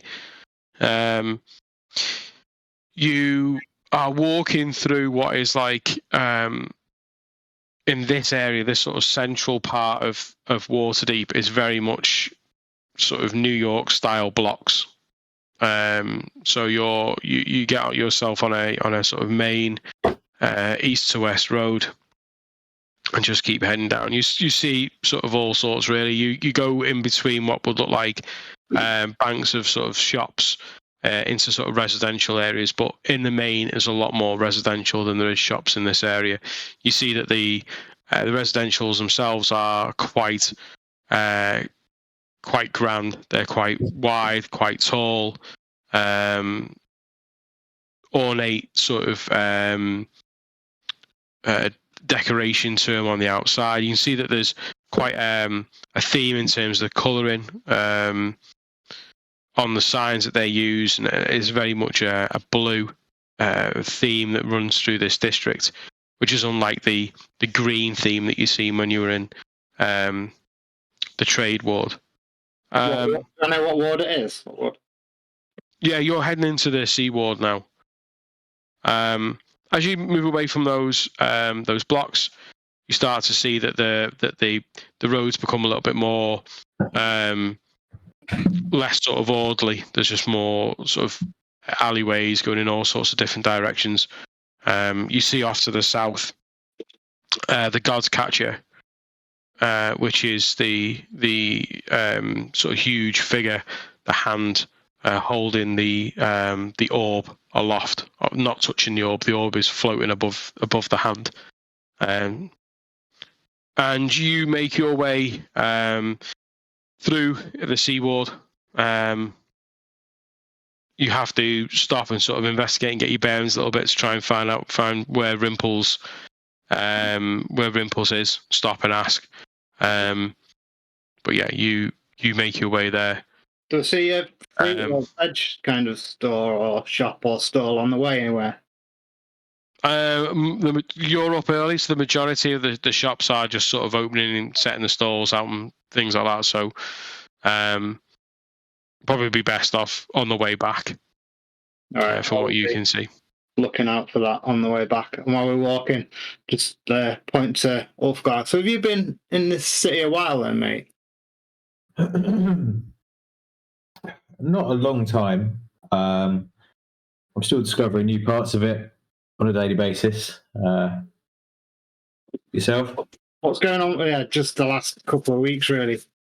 So it's all fairly new to me. What's going on with that floating sphere over there? Do you know anything about that?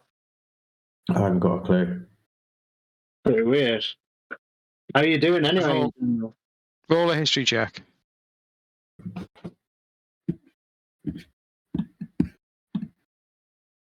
Both of us. Yeah, you can do, yeah. So you could 17. 17 as well.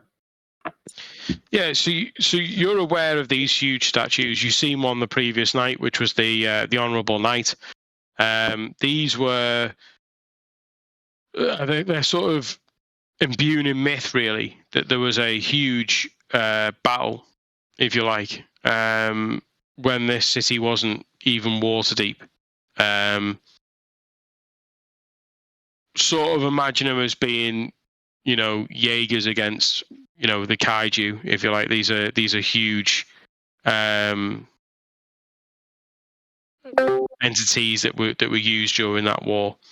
And when that war finished, whatever ceased that war also froze these in the space and time. Cool. Okay. Well, we just say we kind of both know that, so I'll just say it's all. How are you? How are you doing these? That's been a crazy couple of days. How's that feeling for you? Yeah, it's been an interesting couple of days, and it's definitely the most excitement I've had for a long time. To bump into you guys, anyway. Yeah, your old mate Lith as well. a turn up. Still haven't quite processed all of that. In the time, has there? Absolutely, but I'm happy to have this back again, and that's the shield on his back. Yeah, well, that's pretty awesome. I'm looking forward to seeing it in action, so to speak. Absolutely, I'm looking forward to putting it to good use. And obviously, if you ever need to use it, you're more than welcome. Cool, thank you.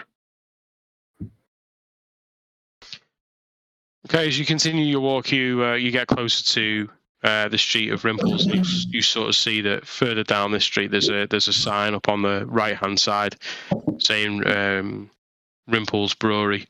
Isla and Nagin, you are heading out and you're heading south then. 2 seconds. 2 seconds. Whatever it is.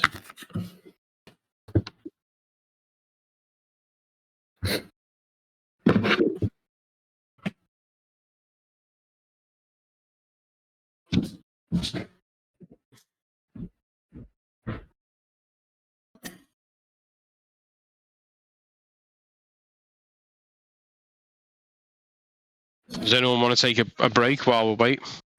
I want to just take 5 minutes and make a brew or anything? You got to carry on if everyone else is. I just needed a drink. Yeah, I'm just going to flick the kettle on. I can hear you anyway. Yeah. So me and they're going to head south, yeah? Yeah, heading south. You know the way now because you've been there the last you've been back into over the last sort of couple of days. So yeah, you guys are just sort of heading down that way. Anything that you want to do while you're going? Talk to Nathan, who's not here. Okay, so it didn't say. I mean, how are you getting there? You walking or you? Yeah, I'm going to walk. Yeah, so this will take slightly longer, probably more in the region of an hour and a half, just because of how far you're traveling. Really,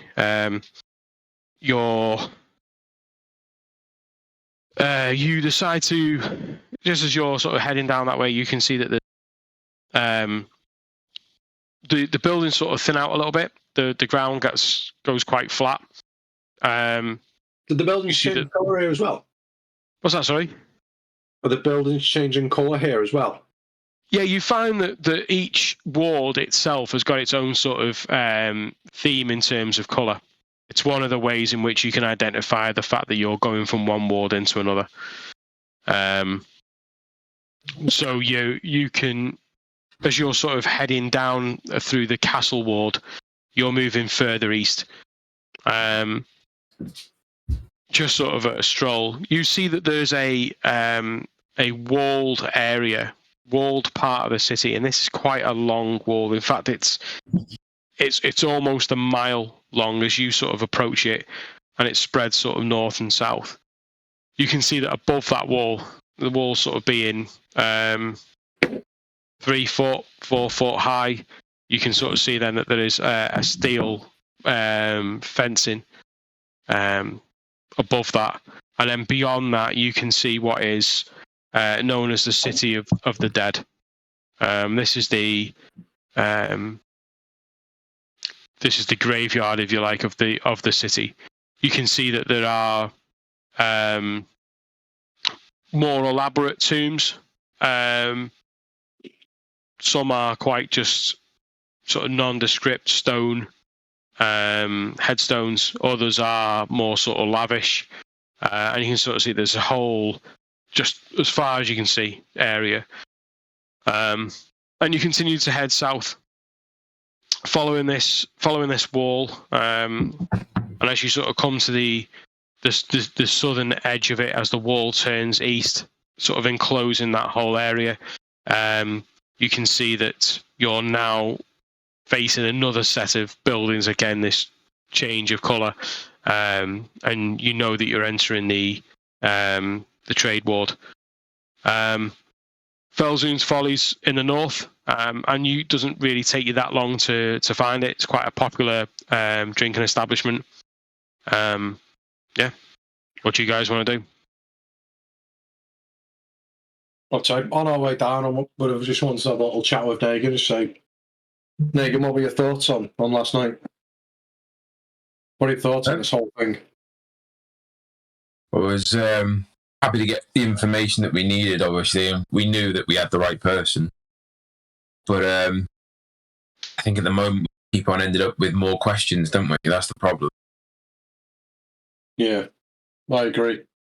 I feel like we're appeasing a lot of people and don't think they're all pulling in the same direction. No, I think there's a massive a divide everywhere, but we're somewhere in the middle. Yeah. Either everyone's friends or everyone's enemy. I think we just got to be careful.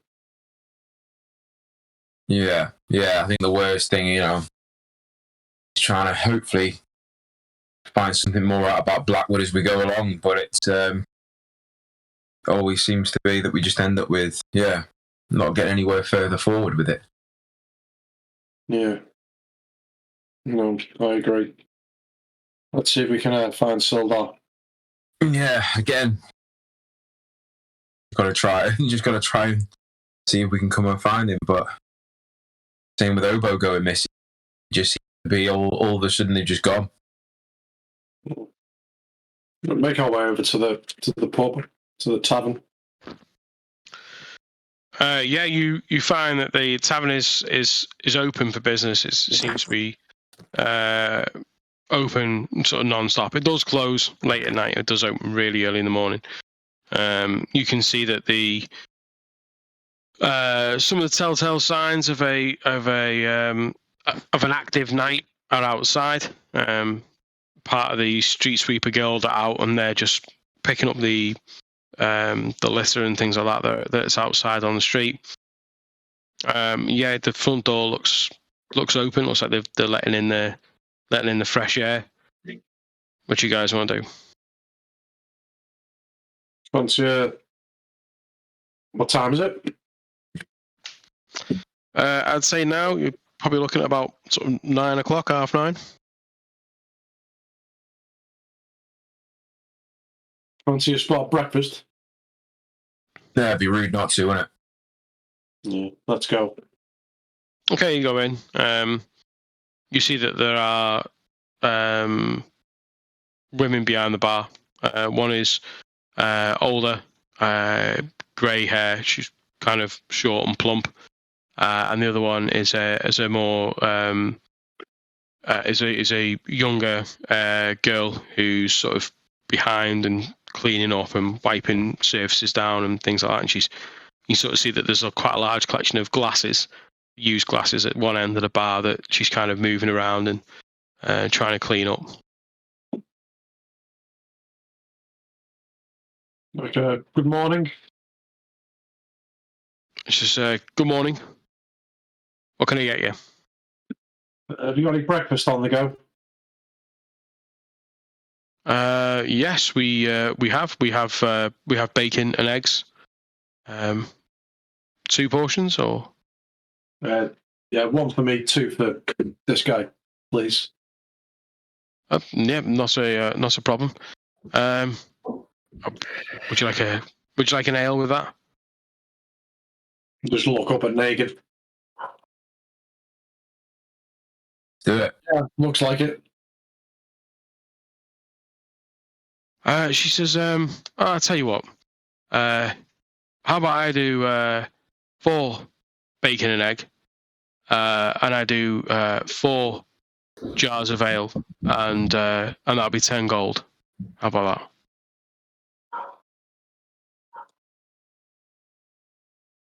Seems freaking steep. You know that in the trade war, because of where you are, that the prices have been higher here, because these are where the merchants are. Yeah, pay the 10 gold begrudgingly. I'll do it. Okay. What a saleswoman. Yeah. Well, Negan's gonna drink most of it and eat most of it. Look at him. Huge. So you take a seat, and not long at all. Obviously, this is quite quick for even the majority of taverns that you've been in. four large ales, almost stein-like, get placed down on the table, and plates of bacon and egg come out on what look like platters. And you see that there are four of these really large platters stacked with bread, bacon, eggs. This would probably feed the whole party, as it's just laid out in front of you. I look at Isla and say, I'll get lunch. So it looks like we're in for the long haul, to be honest with you. I think this is breakfast, lunch, and dinner. You start to see that there are people coming in.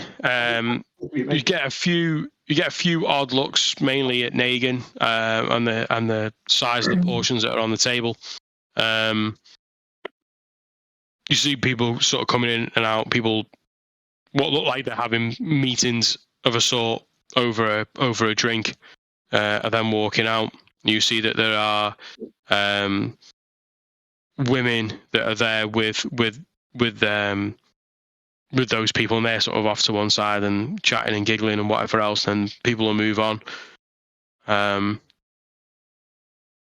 Yeah. What do you guys want to do? So I think it's today. I think we just sit here for at least until this is gone, and see if Sildar kind of shows his face. So I sort of turn around. I'm already like, stuffing it in my face. Yeah. So Negan, have you ever had a woman dragon thing in your life? Not really, no. At a young age, we're taught fight. See, with my my lord, we always thought that mind right, and then it went into battle. Wars happened, and didn't really have time to do anything else other than that. And don't really see many dragonborn women, fortunately. Do any of the humans take your fancy? I mean, can you how do you? No, it's like, come on, you've seen the way they look at me. I don't think any of them would be up for the challenge.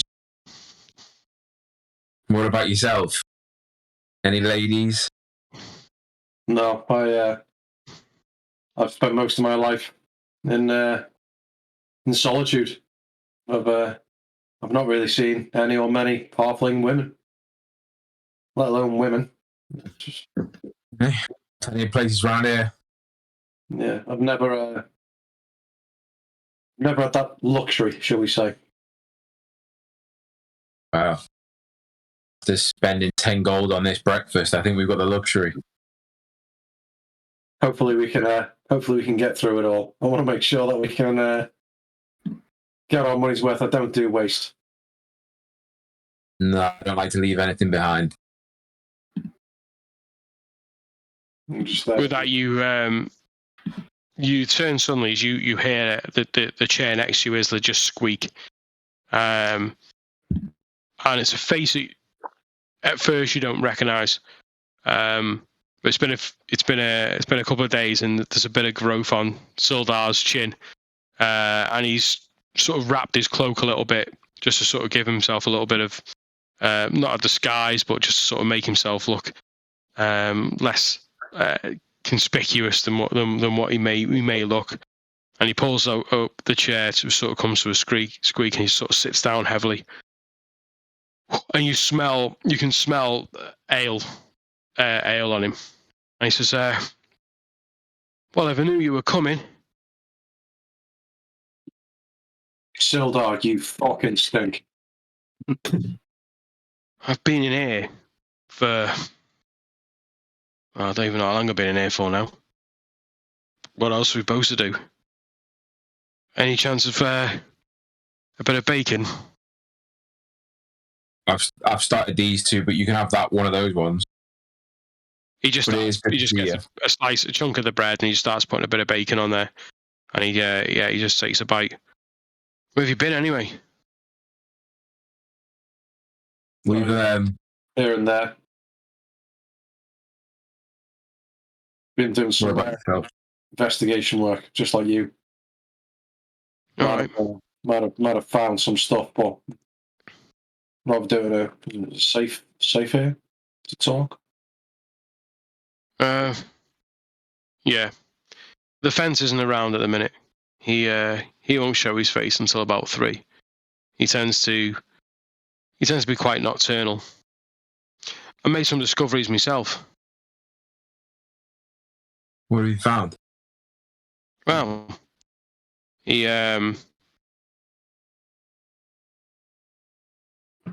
says, well,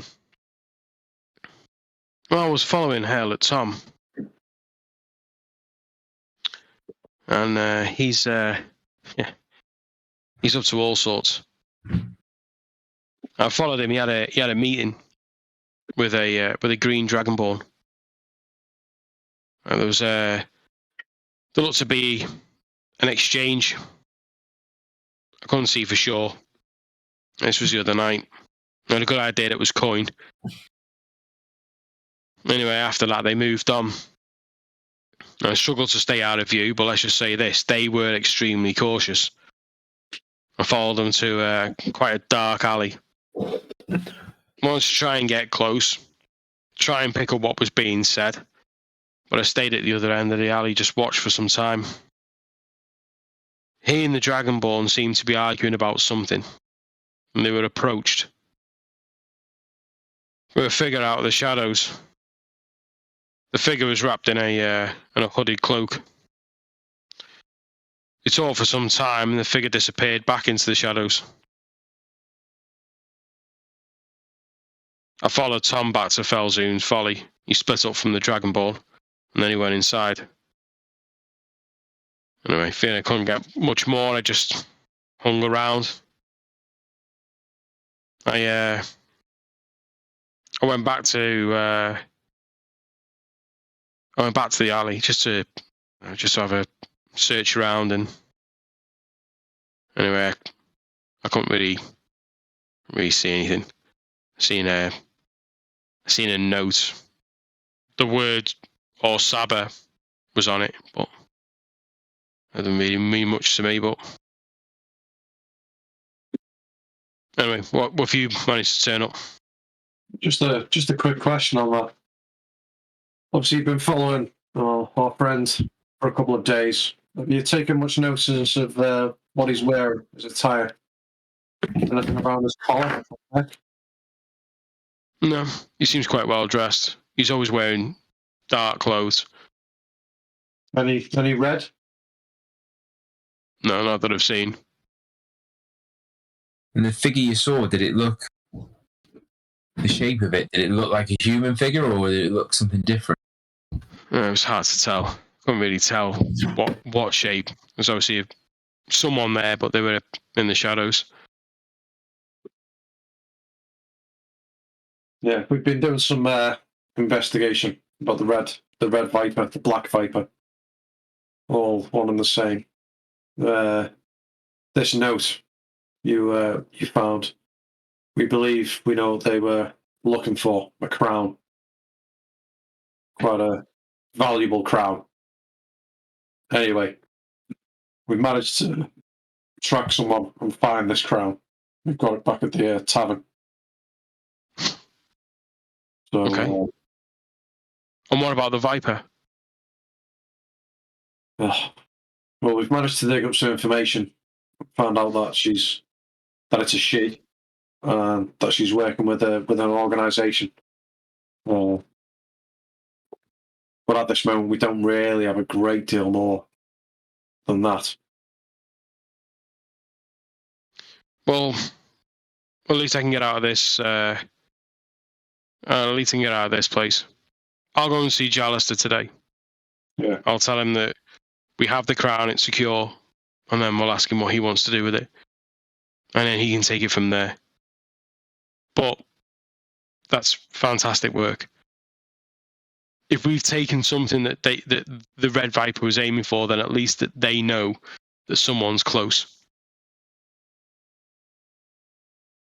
Yeah, definitely. It might prevent them from doing something in the future. And Yeah. the Lord's Alliance just want justice, just want to catch this thief, or is there a great game, or not game, but greater purpose to finding this? I did think that. Jallister kept his he keeps his cards close to his chest, and I'll be honest with you, I don't blame him. However, I did wonder whether it was the items or whether it was the Viper themselves that they wanted.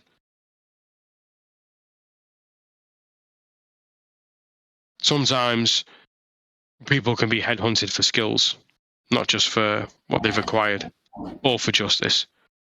It's quite a complex. It is quite a complex thing.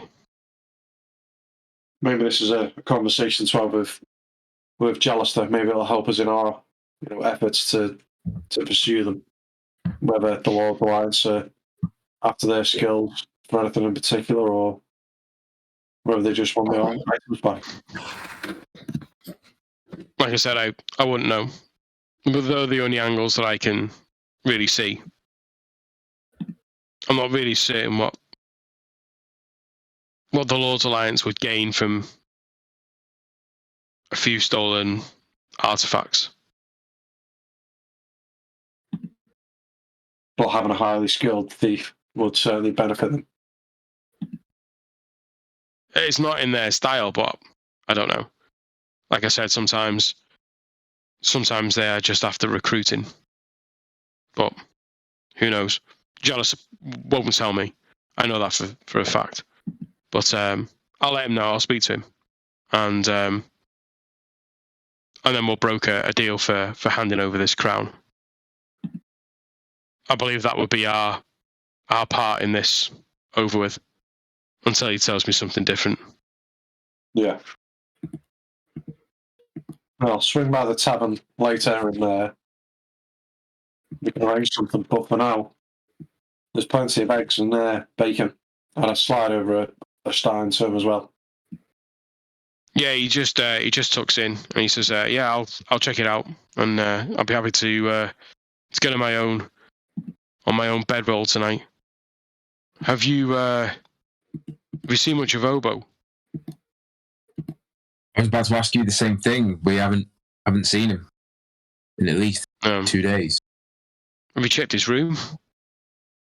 We still think he's got some of this stuff back at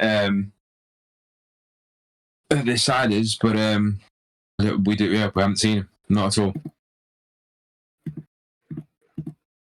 Yeah, that's worrying. I'm sure he'll turn up. He just keeps tucking him. I don't know, it's odd. I feel like truly gone his own way. Did we have an agreement with Jallister? Okay, Thorin, you're in the tavern. You've sort of been, well, you tell me what you've been doing. You've had a little while just on your own there. Yeah, I've been going around, just tidying up a little bit and using mending to mend anything that I can, just to try and. I know people are coming to give us a quote, so I'm trying to make the place look like it's not a complete bomb site. As you do, you sort of see that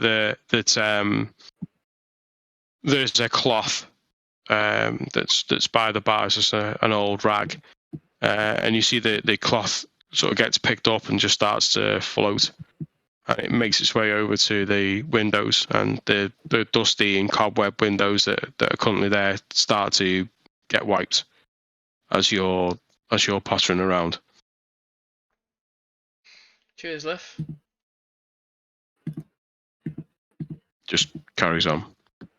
Not too long on after that, you hear that there's a knock on the door, and you look outside. You see that there's an old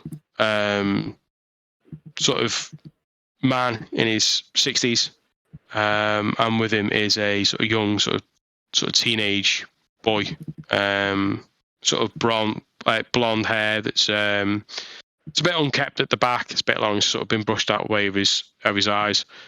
Quite a scrawny lad. And they're outside the door. Yeah, I open it up and say, "Welcome to Troll Skull Manor. Do come in." Oh, thank you. Well, yeah, and you sort of see that the old man's sort of having a look around. He's sort of taking it all in. He says, "I'm from the Carpenters, Roofers, and Plasterers Guild. I was told that you may have some business here by a colleague of mine." Yeah, I was down at the boot store yesterday. Yeah, we've recently acquired the place, and it could use a bit of tidying up. Okay. Well, my name's Asim, and this is Nit. Do you mind if we have a look around? I mean, what is it you're after doing? Well, I'm Thorin. It's great to meet you. Yeah, do come in. I'll show you around. Okay. Yeah, they walk in and they're just following your lead. Yeah, and I just show them around the place, and just after getting the place up to a livable standard, it's been empty for a long time. Bits of it falling apart here and there.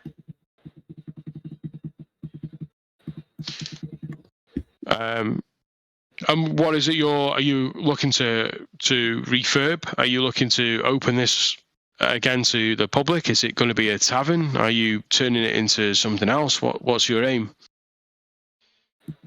Well, we're hoping to have it as a tavern eventually, but we're currently not licensed, so we'll need to speak to the guilds for that. Yeah, you've always got to get the girls involved. This used to be such a great place. I remember this when I was a young man. Such a fine place, and the landlord, he was really nice. I remember that. I used to come in here a lot. But yeah, it's a shame to see it, but it's nice it's falling into people that want to, transform it back to how it was. Let's take a look around. And yeah, you show him around the place, and he points out some of the issues that that there might be. A bit of rot on the floorboards, or loose and broken. Some issues around the roof and the tiles. And then a lot of the rest of it is aesthetic stuff. The missing pieces of the banister and things like that. Yeah. Holes in the walls that need plastering up. But yeah, doors off hinges and things like that just need a bit of a spruce up. Yeah, he sort of takes a good stock of it and has a look round. Yes, yeah, I can see that. Hey, it's not as bad as it looks from the outside. I'll give it that. No, they don't make them like they used to. What was the old landlord like? Yeah, I mean, going back some now. No, it was. I remember that. Yeah, I remember you used to come in here with some mates and used to have a pint in. He'd regale us with all sorts of tales. All sorts of tales.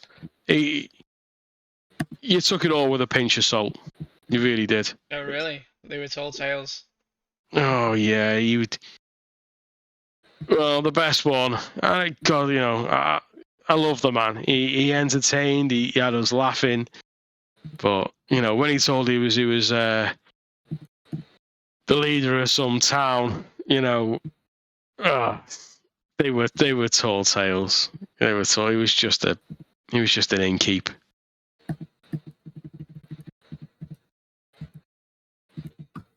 Yeah. It'd be nice to try and get some of that spirit back here. Yeah. Oh, I wish I could chat with him again. He used to tell us about how his town was invaded and taken over by a green dragon just in one morning. Just wiped the entire town out. He was destitute. He managed to escape the town, and he wandered ever since. But he always spoke about the town. You sure Yeah, it was such a fond tall memories. tale after all? Yeah, of course it was. In Waterdeep. As a barman. Yeah. Oh, well.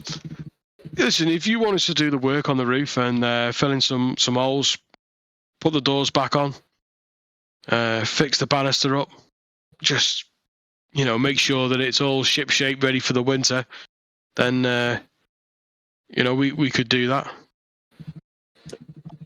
And how much would we be looking at that to restore this place to its former glory?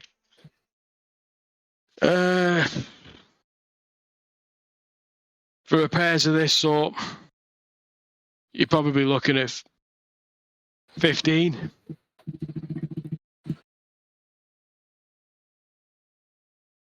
I mean, I think I can put up the 15 gold. It's 1,500. Yeah, I thought it might be. Well, where can I find you? I obviously don't have that coin on my person now. Well, when we decide on when we're going to come over, you can pay us then. Well, I'll have to talk with my other partners here to make sure that we have the funds first. So is there anywhere I can find you?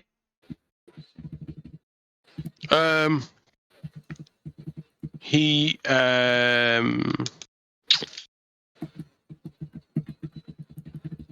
is. Why is that banging? He is. Let me have a think. Where'd he be?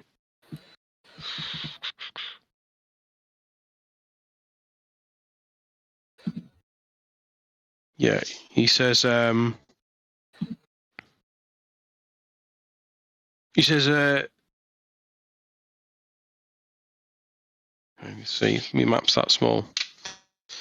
He says, "Are you aware of where the Great Drunkard is? Yeah, you know that's one of the statues." Yeah, I'm familiar with it.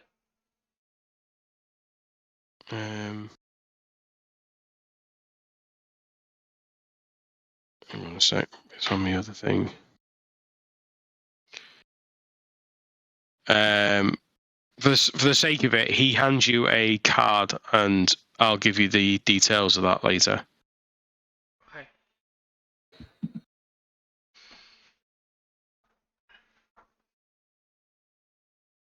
Because I can't quite see the name of the street. So yeah, he gives you a printed card with the guild and the guild address on it. Cool.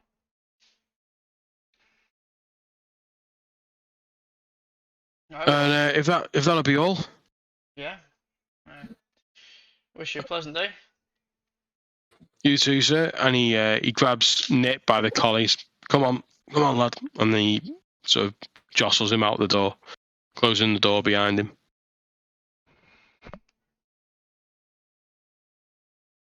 I just look up into the tavern and say, "Well, it's nice to know that people remember your stories."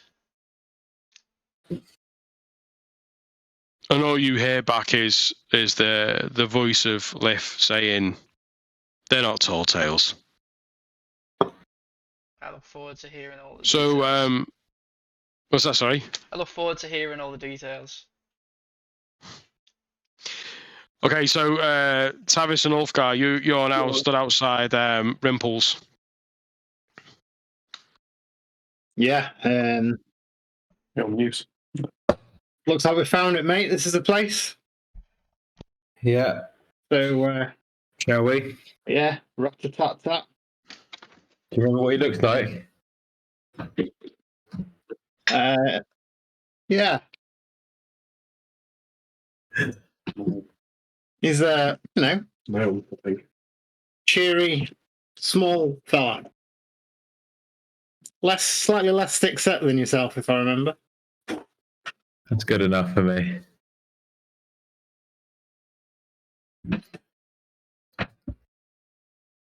I don't know. Okay, If so you approach, you see the big wooden doors that that open to his sort of workshop area. Yeah, so just give a knock. Yeah, you wait for a good sort of minute or so, and the smaller sort of inset door opens out, and you see that there's Rimple, and he sort of takes a look at both of you and sort of steps back a little bit. And then you sort of see starts to dawn on him then that he has seen you before, and he looks out of the door left and right to see where the rest of the party is, and just sort of sees that it's just you, and he says, "Good morning." Yeah. Morning, Rimple. Sorry to turn up unannounced. You remember me? I'm Travis, and this is Ulfgar. And we thought we were remiss to not visit the finest cider producer in all of Waterdeep for far too long. And on behalf of our friends, or your friends, really, thought I'd come and just check in and make sure everything was going smoothly, as it were. And he sort of looks and he says, "Well, there's quite lots of flattery there, but you don't need that." I've been drinking your cider for free for about a week. It's well earned. No one else is going to drink it. I'm not allowed to sell it. Come on, step inside. Yeah, you step in. You can sort of see that there's two sort of Vardo type caravans that sort of parked up next to each other. You can see that there's big copper cylinders and tubing sort of interconnecting the two and three. And there's all sorts of pipes everywhere. You can sort of see his workbench where he's tinkering with various items that are sort of scattered across the bench. And then off to your left, you can see that there's a wooden staircase that heads up a short way into the corner and then heads back upstairs the other way. He says, "So, what brings you here this morning?" Well, had it passed on from the group that things weren't necessarily that easy for you here in the city, and there was all that business with Casper before, so partly I just wanted to check in. But I know for certain my friend here has a further ulterior motive, because that barrel of ours is running a little dry. Well, that's not a problem. I can drop some off tonight. It's very kind of you, sir. You can sort of see as well that within this is also like a smaller flatbed trailer type thing, like a cart. And then you can also see that there are stalls where his horses are currently stood at the back. This is quite a large sort of footprint that you're standing in.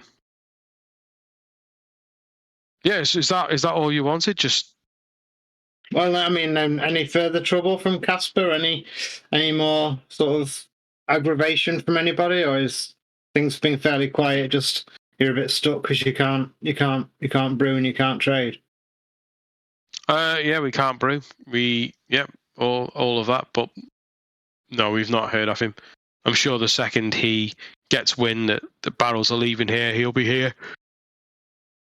But there's no law against me giving the stuff away.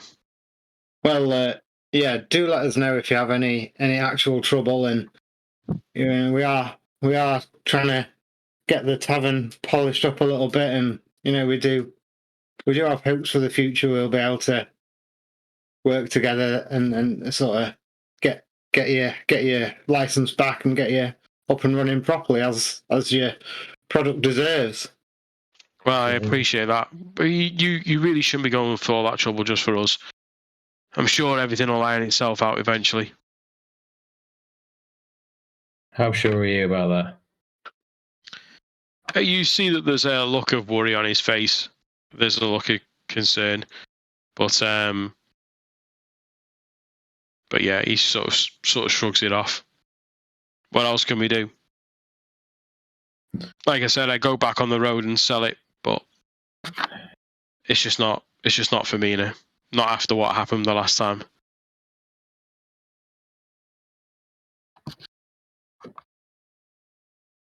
So have you heard anything about? Is there any way of shifting anything on like a black market or anything? Is that anyone approached you? No, not really. I don't really want to get into anything illicit. Yeah, no, I know absolutely. I just wondered if people hear that you're making it and struggling to sell it, then I just wondered if you might be approached and targeted. So again, it's just a plea from us on behalf of your friends and us all to just keep us in the loop. Let us know if anything untoward happens. You've got friends in the city. Just know that. No, we totally appreciate it, but please don't go to any trouble on our behalf.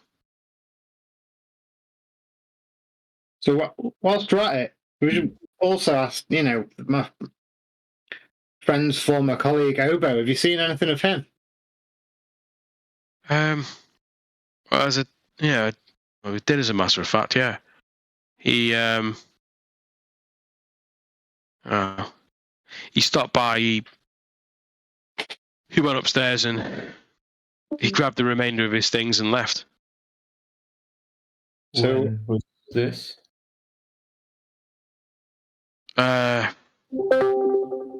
Day before last. Right. He really didn't see himself at all. That's sort of what we were worried about. So I've got looks at Tavis. Raised eyebrows. I mean, I couldn't stop him. It's his things. I offered him a drink. I offered to take him back to the tavern. He seemed in quite a rush. He seemed in quite a hurry. He didn't really say a lot. He kept his hood over his head as well. He didn't really. I mean, I could see it was him, but he didn't really show his face that much. He didn't give any inclination of where he was going or why he had to leave.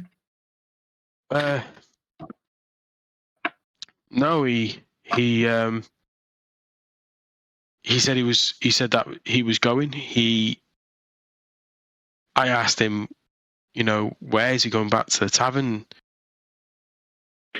I'm quite concerned, really. He grabbed his things, and he mentioned that he was staying somewhere else, somewhere in the dock ward, but he didn't specify where. I tried to get him to stop. I just, he did look flustered, but I'm sure he did all he could. He started to get really agitated, and his temper started to flare, and I just thought it wasn't worth it. Not with me being in the house.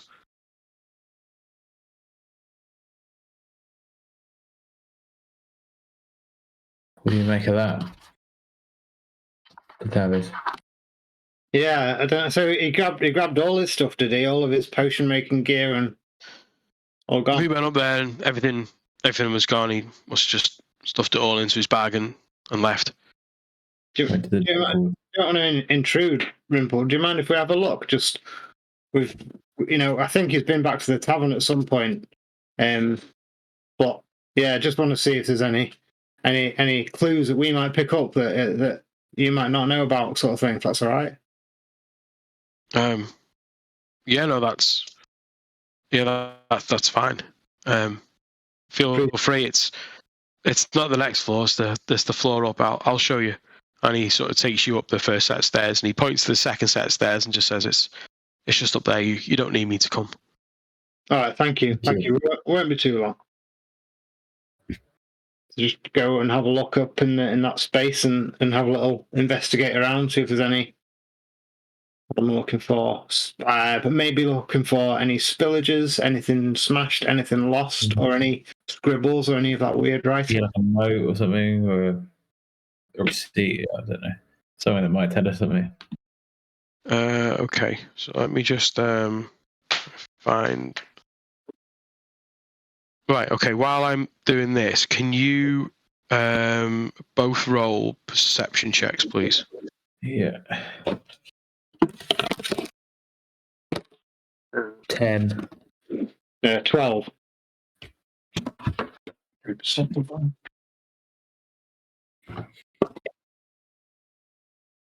Okay.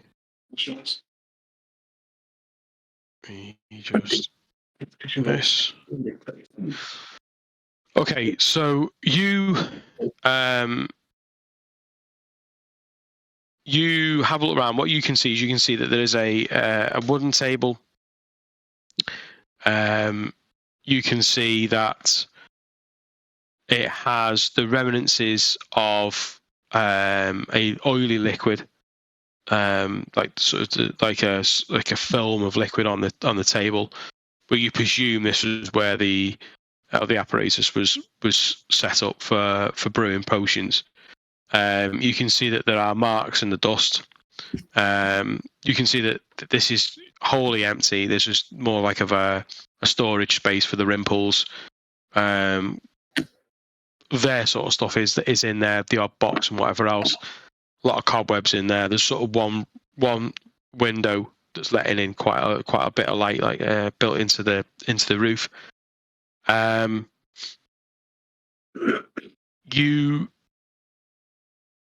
You have a look around and you see that in amongst the what's remained on the table, you can see that there is a small patch of what looks like a blackish or purple, really dark purple sort of powder, very, very small amount. And as you get up close, you can sort of see that it sort of twinkles, almost like it had glitter within it. Would we recognize it at all? Just roll investigations. Boom. 9. Not for funny. Oh yes. You have a look at it, Tavis. You have come across people with the druidic craft before, but this is not something that you have seen. It's not something that you have come across or have seen in relation to this kind of thing being set up before. Okay. So I just know that it's something that he's been trying to make, but I don't know anything more than that. It's more like it's just a natural thingy compound. it's just been sort of dropped, just left, this little smidgen of it. Would I suspect anything with regards to it being dangerous or anything?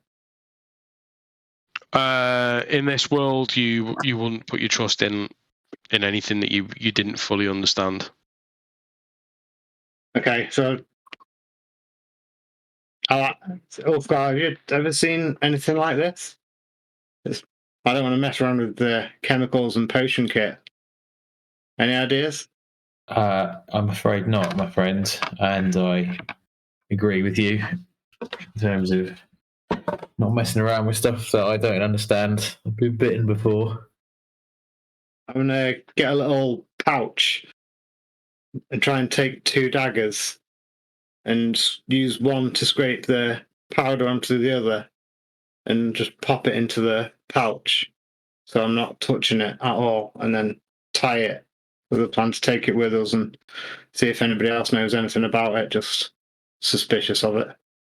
Just roll your percentile dice. Which are they? Put one. Together.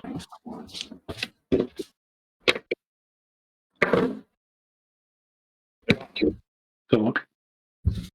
23. 23. So you managed to get roughly a quarter of what was on the table. Just quite tricky to sort of get it up without it falling on the floor or missing the bag or whatever it be. So yeah, you managed to just sort of just get a quarter of what smidgen was there into a small pouch. What we're talking like? It'd fit on like a penny or a less than that? Yeah, probably. Yeah. Yeah, okay. Yeah. I'll go over and inspect the dark, oily substance. So initially, sniff it. Yeah, you have come across this. You're not like really sort of first hand, and you've had a lot to do with it. But you do know that in the making of potions, there are as the potion is constantly refining and going through the apparatus that is there's like byproducts that come out of it from the things like that. So you just know it's just as a byproduct, just evidence that something has been brewing here. You wouldn't be able to tell what the potion was, although you know it is a potion of healing, but you would never be able to tell just off the residue. Right. Okay. Yeah, I don't think there's any more clues for him, mate. Do you? No. Obviously, he's been brewing something. He's been keen to clear it out, and he doesn't see him himself. But I don't even know himself. He went to the dock ward. Yeah, he said he was getting a place down there, so maybe we could go ask around. Yeah. Should we wait for the others and see if they know anything more about this powder that we've got, or shall we just go straight down? He's there. I don't know him. Like, he's their guy. So I'd rather pass this on to them and see what they want to do about it, rather than take matters into my own hands or our own hands, if that makes sense. Yeah. I agree with that. Yeah. All right, let's we'll head back down and check in on Rimple again. I've realised I've been awfully rude, not speaking to his good lady wife, so I'm planning to introduce myself.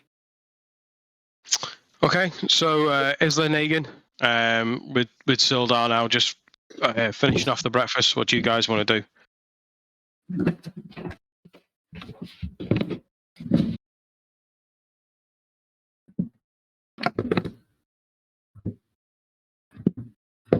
What do you reckon, Batman? Well, are we going to go with Sildar to find this other guy, or?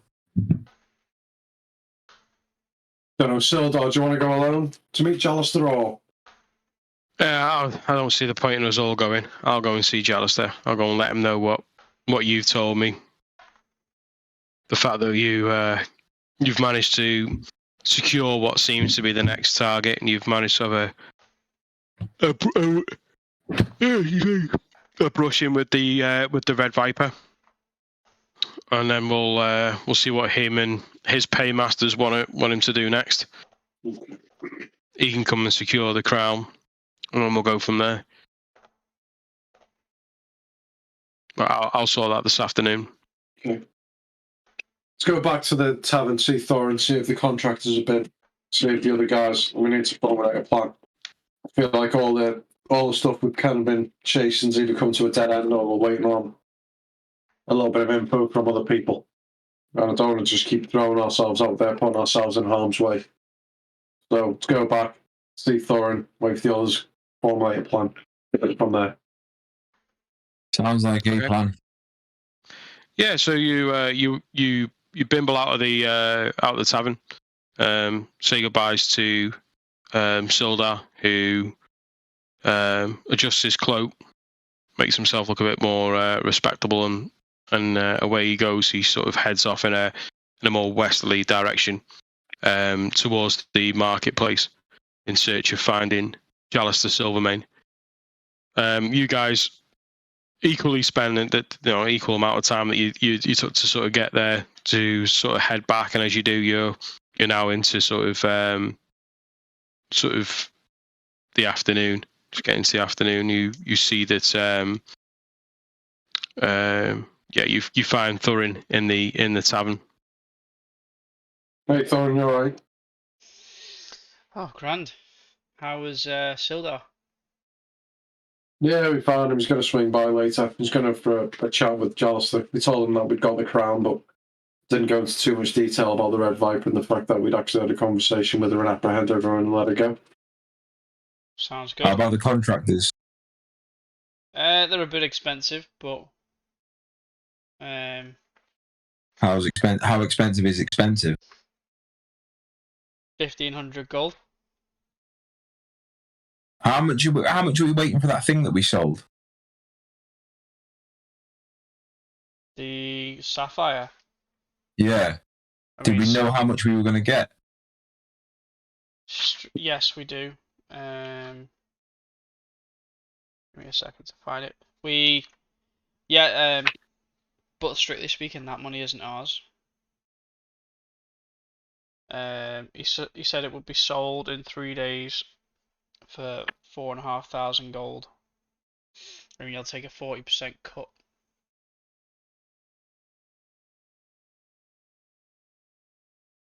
I mean, we're planning on staying around here. We need, or at least using it as a base and getting something taken over to get to a business. We're going to have to make some money to. Well, surely we're going to get a reward for collecting the crown. Yeah. Yeah, but it's nothing set in stone. Maybe it's worth having a look at the jobs board, seeing if there's any little jobs that we can do. See if anyone's head needs cutting off. There must be some jobs to do some hunting nearby, or I don't know, something just outside the village, some bandits that need taking care of. No, we could always cut off. What's his name? Blackwood's head. Hopefully they pay us for that. It is, after all, what we're here to do. Yeah. Could I would. So just leads. We're out of leads. Too many wishy-washy leads. The contractor that came round, asked him. He remembers our old landlord. Yeah, remembers him quite fondly, actually. We had a brief talk about him. Nice. That'd have been good to see. Oh, he's just regaling about old stories that he used to tell about old towns. He regards them as tall tales. I've been assured that they're not. Impressive. But yeah, 1,500 gold's what he's asking.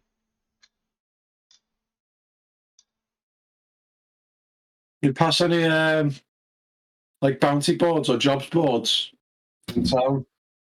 Well, you know that you still have one job that's pending that you were given by Three Strings.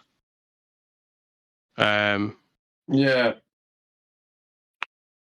But other than that, you'd have to go seeking with faction leaders and things like that to gain more paid work.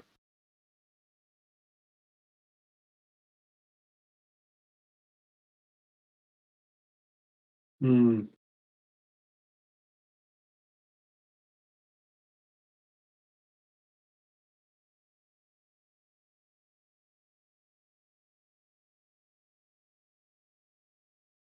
I wonder how they're getting on at Rimples.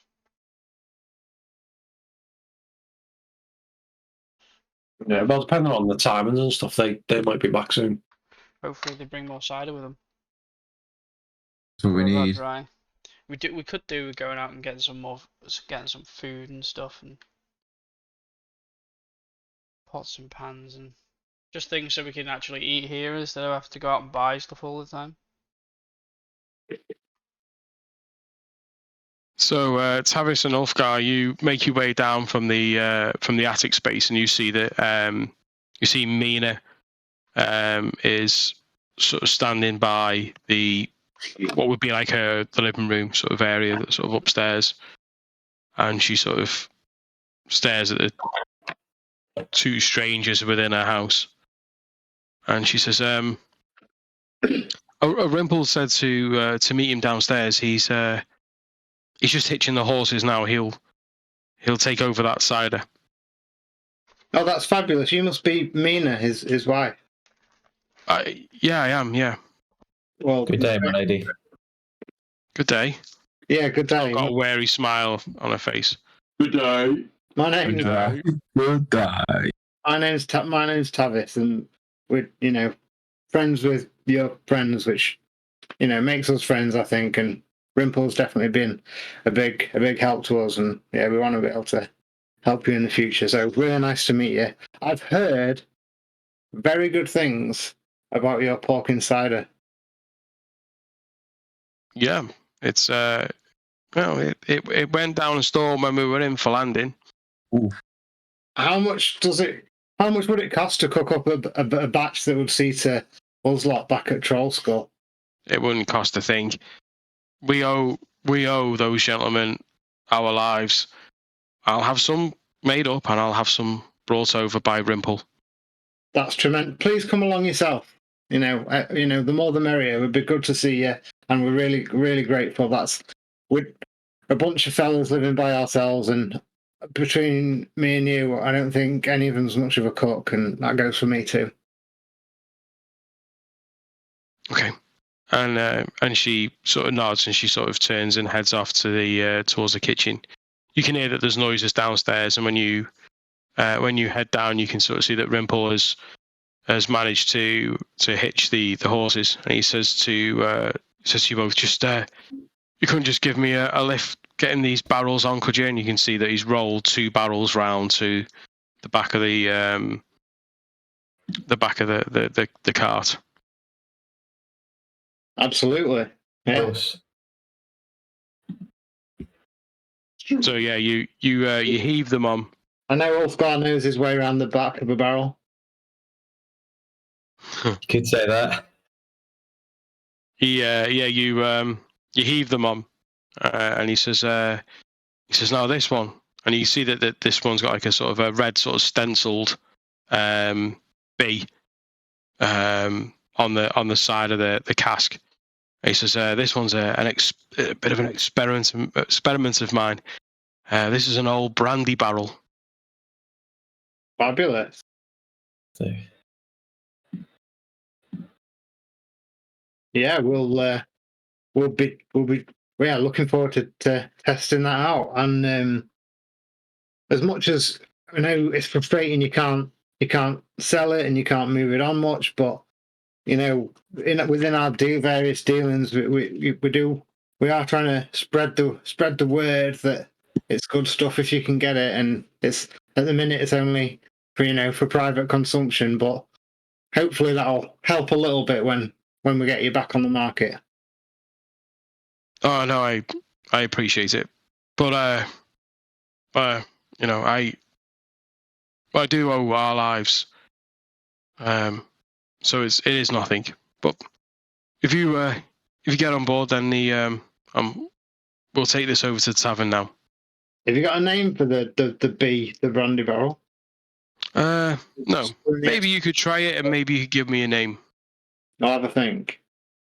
Any chance there's a fruit or veg store we could stop at on the way back on the wagon? And he says, yeah, I can. Yeah, we can certainly find one of those for you. What is it you're after? I just want to buy, if I can, some ginger. Yeah. Root and a bag of lemons. Yeah. Yeah. You stop by, and it costs you Yeah, it costs you like 80 silver for those items, but you get it in bulk. Yeah. I'll give them a And, gold. Oh wait, 80 silver, is that 8 gold? no, it's not. Is it 10 Is that- silver a gold? Is it? May have got my equations wrong then. No, let's say let's say it was 30 silver then. So yeah, 3 gold. Say Yeah. that. I'll give them 4 gold. Did you get the contractor's equations wrong? No. Fucking tired. eggs and bacon ones, fucking extortion. A lot of bacon. I'm tired, and we're doing nothing that I've prepped for you. God, I'm always sat wondering where we should have been going, what we should have been doing. Yeah, so okay, great, done, thank you, blah blah, and then I think whatever. Journey back to the manor. Yeah, Isla and Negan, you've been back for about an hour when you hear the carriage pulling up outside, and you see that Ulfgar and Tavis have returned with Rimple. So I'll head inside first. I'm guessing I've got more than a bag of lemons because that's quite a lot of lemons. Yeah. You bought like it would have been like a basket. What do you call it? Like a small crate, like a wooden, Like a Hessian bag of yeah, like a wooden sort of crate-ish thing. I'll walk in first with them and dump them down and say, Isla, help yourself. Isla gets a hard one. Down, Isla, down. Oh God.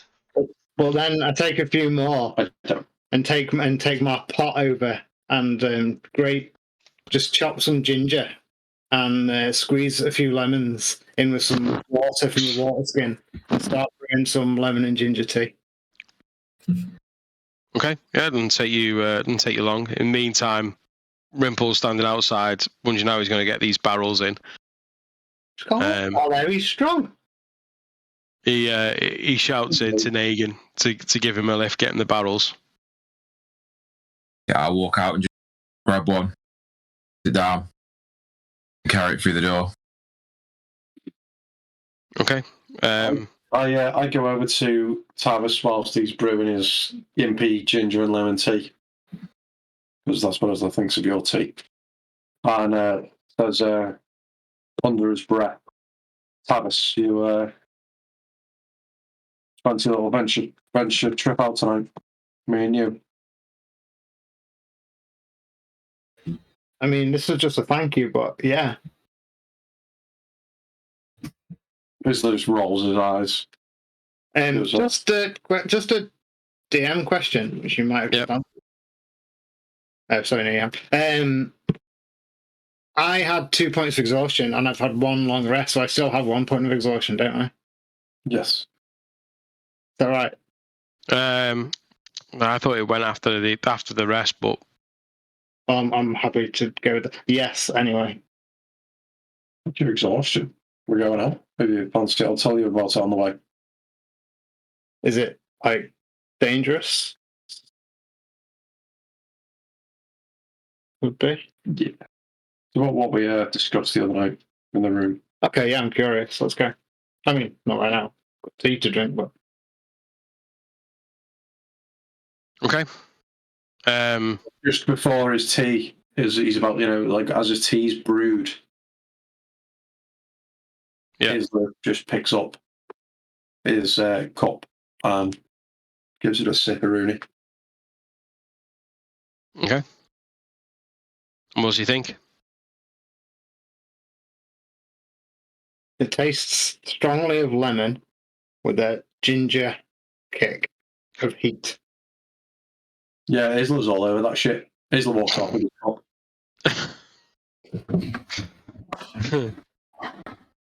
That was just like, give me tea, my ass.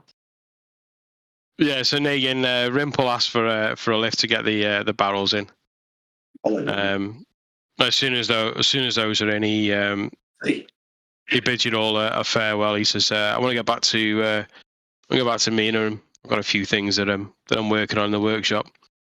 Just trying to repair some tubing that I've got. Rimple, quick word of her, mate. And I'll run out like as he's leaving and walking back to his carriage. Yeah, he stops. Say to him, obviously I know you can't sell your cider right now, and we're going to try and do everything that we can to get the guilds to allow you to sell again and hopefully sell it in our tavern. I was just wondering if I can possibly try and commission you to make something for Negan. What is it you're after? Well, you know he likes his axes, and he's been notorious for throwing them. I'm just wondering if he can make some type of device that might, I don't know, fit to his wrist or his arm. You know, so if he throws it, he can return it back to him or something like that. I don't know. Try and put some thoughts down on paper and see what you can come up with. He takes out like a small sort of like a pad, and he starts to. He's got sort of like a what looks like candle wax, with a dye in it, and he starts to just sort of jot down a few like little sort of squiggles. You can't really make out what it is. It obviously means something to him. And he says, yeah, I'll have a think, and I'll let you know. I'll have a look at the materials and see what's what, and yeah, I'm sure I can come up with something. Yeah, let me know. I'm good for the money. No, I'm sure you are. But let me see what we've got, and then I'll let you know. I'll see what I can get back to you with. And just like grasp him firmly on the shoulder because he's my height. And so I'll swing by soon. I hope you and me and keep him well. If you need anything, I know times are tough, but you just call on us, yeah? We'll be there. No, I appreciate it. Enjoy the cider, and he jumps back on his on the cart and starts to pull out of the Troll Skull alley. Yeah, go back inside. Okay. Okay, what do you guys want to do?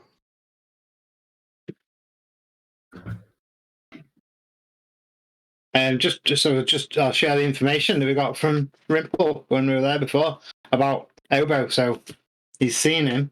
He's seen your mate Obo. He came back. He grabbed all his gear. Place was completely empty. Couple little bits of trace stuff from the potion that he'd been brewing. I've got a little sample of some weird stuff they had here. Means nothing to me, but any of you who might be a bit more familiar, welcome to have a look. But he said he didn't seem himself. Got a bit agitated and mentioned that he was staying somewhere else in the dock ward. So that was a couple of days ago. Other than that, Rimple seems all right, getting by. Very grateful to you guys. Can't do enough for you. In fact, Mina's gonna sort some of that pork insider coming around later, so we can have a little meal, which would be nice. But yeah, more concerning stuff about your mate Oba, really. But a bit of a trace that he might be staying down somewhere in the dock ward. We could maybe go and ask around if you're interested. He's clearly your former colleague or your mate, whatever he is. That being the case, Captain Zord might have seen or heard of him. That could be a line of inquiry. He probably knows what's going on down there a little bit. I'm not sure people would have paid much attention to Obo. He's pretty good at staying hidden when he wants to. Well, that's what he's been doing all this time, isn't it? Yeah, I mean, yeah, that's true. But he's seemed out of sorts. He's seemed not himself. I don't know. Maybe he's mixing with somebody, or he's clearly cleared out from Rimple's. Kind of cut ties with you guys a little bit. Maybe he's like, maybe there's somebody else involved and somebody might know something. That's all I was thinking. But it's your call because he's, I don't know him as your mate, but happy to help if I can. Really bothering him, isn't it? I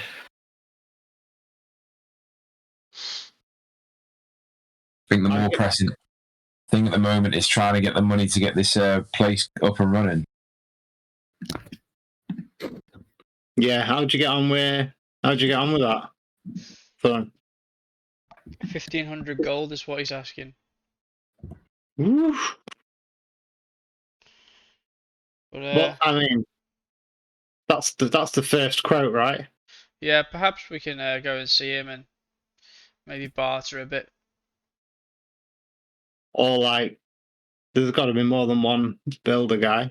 Favor Yeah. for a favor. But no, I think The guild and all. everything's run by guilds here, isn't it? So there's no competition. Nope, they are the guild. I think the guild. Everyone works So- for the guild, and It's bullshit, isn't it? No, where's the free market economy? Anyway, I'm sure the Shadow Lords have something to do with it. Yeah. Shadow Lords, Yeah, the Mask Lords. The the mask. Mask Lords. Yeah, sorry. We've given them nicknames of. That's the most polite one we've got. You know, it's, DM piped up then. you've got, you know, I was like checking my notes, and I'm like, what was said here now? Never seen him. He's like the Oh, Undertaker waking up. Boom. I was like getting the book. I was like, Shadow Lords, where are you? Lad, what did you Oh fucking my say? god, use it yourself. Sorry, pal. Lad? Fucking saying. How do you guys get on chasing down Sildar anyway? yeah, it's going to pop over later. Yeah, hopefully. Right, Taz, didn't you say you wanted to go and get some tea? Yeah, I mean, got this lemon ginger stuff right now, but yeah, I did want to check out Yeah. What I could do is get some more pipeweed. a more delicate brew. Yeah, let's go. Pop over and see what we can find. Okay. Well, back in a bit, guys. Have fun, girls. Don't do anything I wouldn't do. Psych. So, where are you guys heading? We're making out like we're going to Corellan's Crown. Tavis Okay. believes he's going to Corellan's Crown. Okay. This And is a lie. what are the rest of you doing?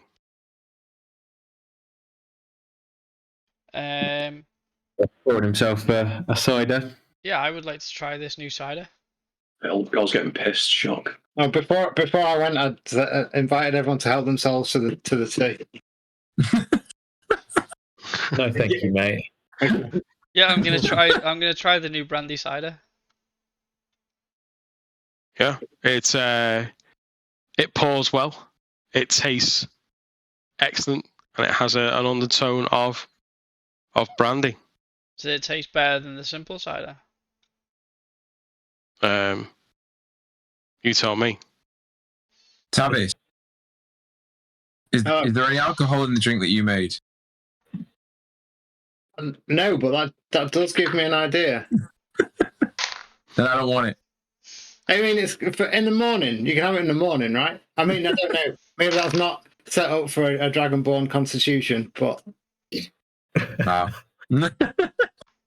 I'll work on it. I'll work. Yeah. You do that. I rolled for it, and apparently it's not to Thorin's taste. Okay. You like the original. Yeah. Okay, so what are you guys doing now in the tavern?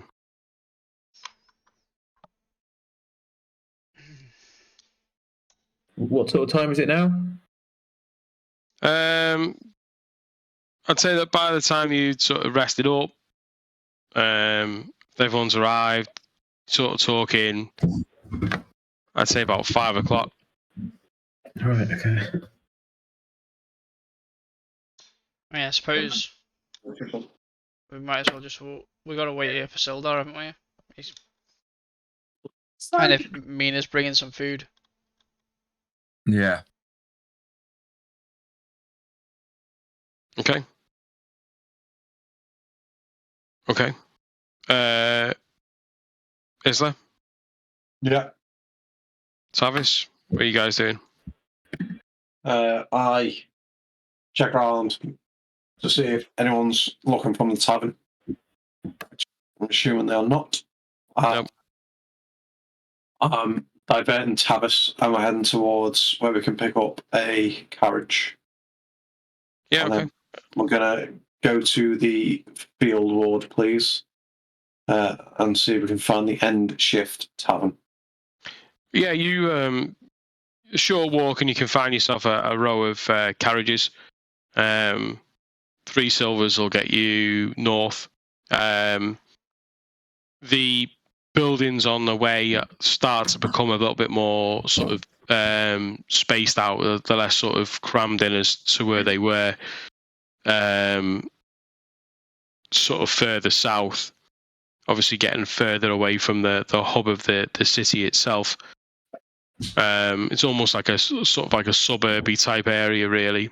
And as you sort of continue to head north on this main road, you see that there's like a large city gate. The field wall is kind of like an annex of the city. So it's kind of like another wall that's just sort of being bolted onto it.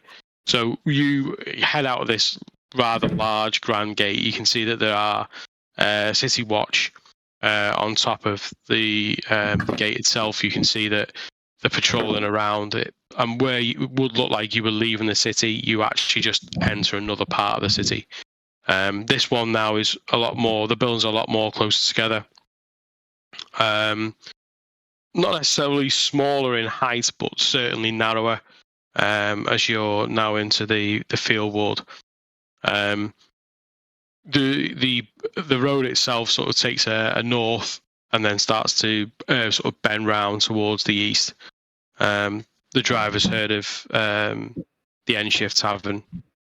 It probably be about 6 o'clock, just gone 6 o'clock by the time you pull up outside. Yeah. On the journey there, I feel Tavis in. So obviously, when we had the conversation about the narcotics, mum's the word.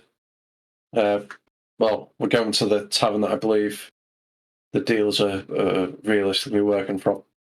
So I just wanted to go there and see what information we can dig up and find out about who's distributing it, how it's being distributed, how they're getting it. I don't know whether you can use your, let's say, your kin to try and, say that maybe you've got ties in the Underdark. Obviously, I don't want you to blow your own cover or whatever in the city. That's your decision. I'll respect it. But if there's anything you can do to help to try and find out any information about it, then Yeah, now I'm interested. Quick refresh of what we knew about this narcotic. It's not. Is it used in the Underdark, or the main drug comes from the Underdark? What we know about this is that the Eperonium, whatever it's frigging called, I keep forgetting how to say it. It's derived from it's derived from the Lady of Decay, which was a fungus. Generally comes from the Underdark. Got like an effect that puts its users into like a dream sleep. Called like the peace, and like people have like purple lips. Yeah, as like a bit of a side effect. I know that it's being distributed by a halfling group. That it's got a growing reputation with the nobility, and this is the starting point of what I've been given. No, you do know the name of the halfling group? No, I don't think I do. Do I?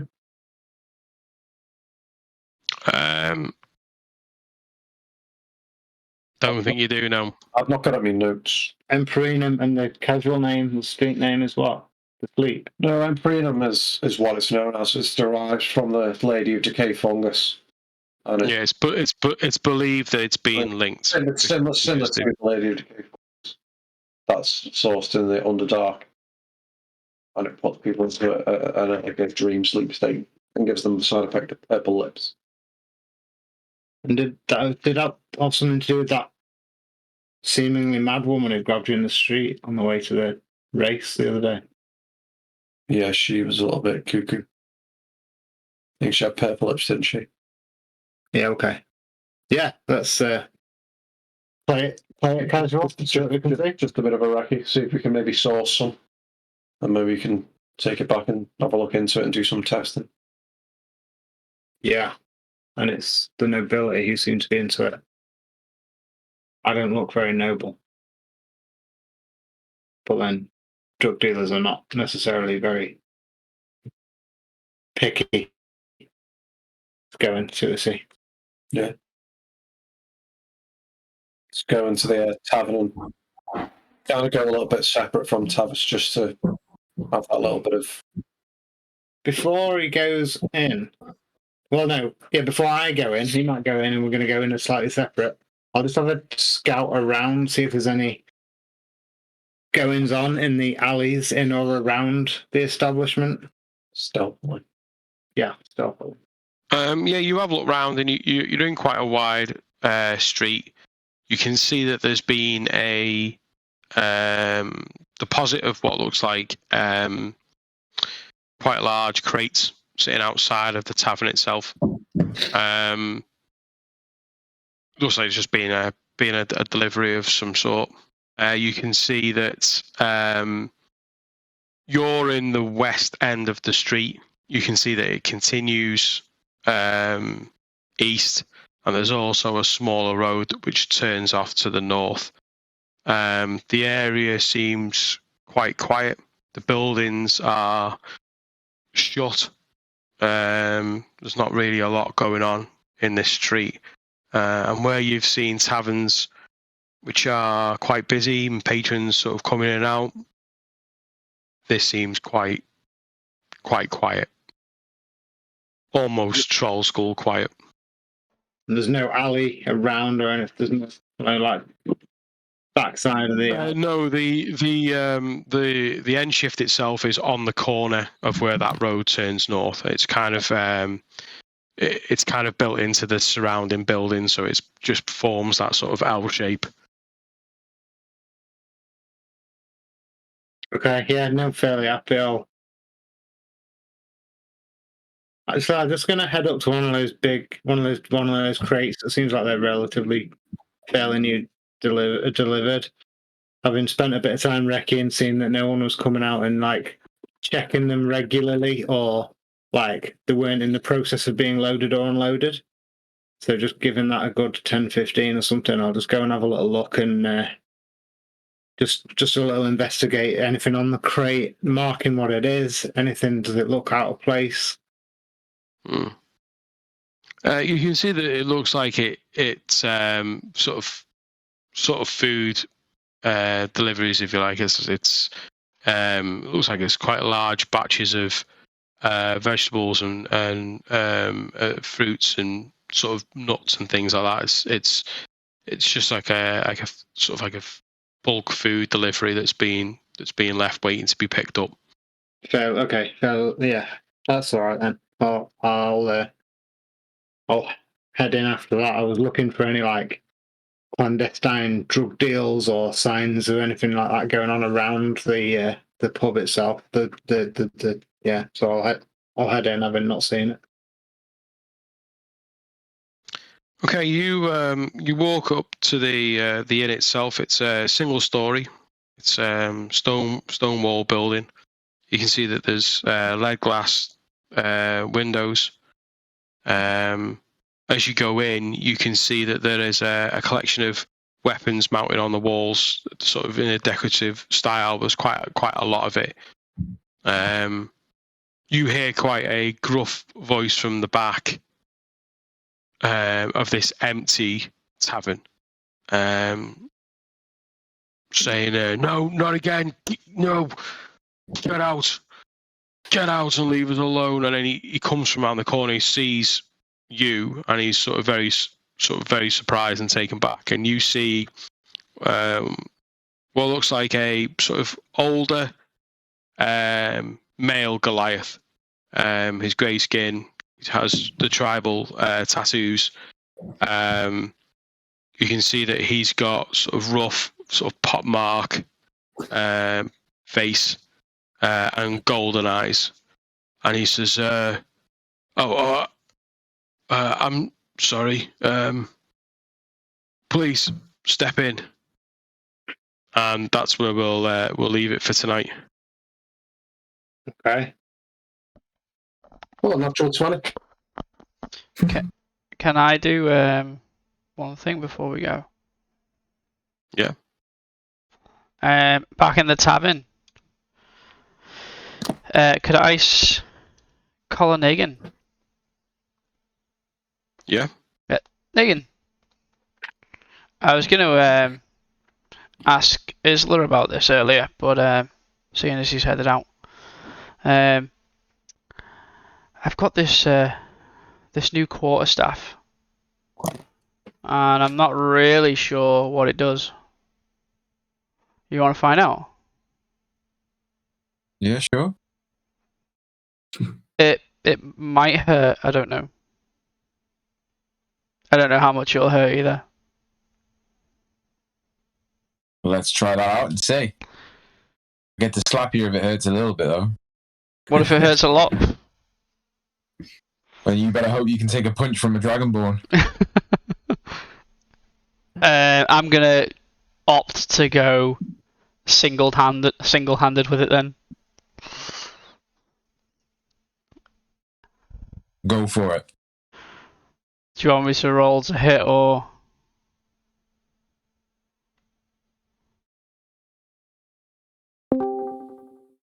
And Got that excited. Liver's load early. Do you want me to? all Do over me face. you want me to roll to hit? I assume you have a tune to this. Yes, I have.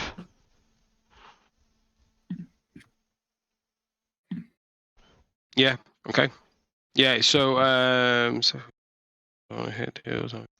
yeah. So you roll your hit as normal. Do I have to roll to hit if he's just accepting to take the hit? Roll it anyway.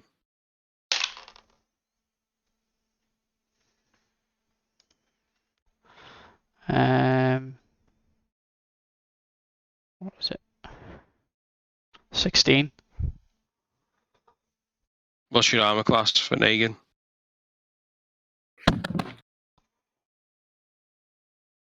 What was it?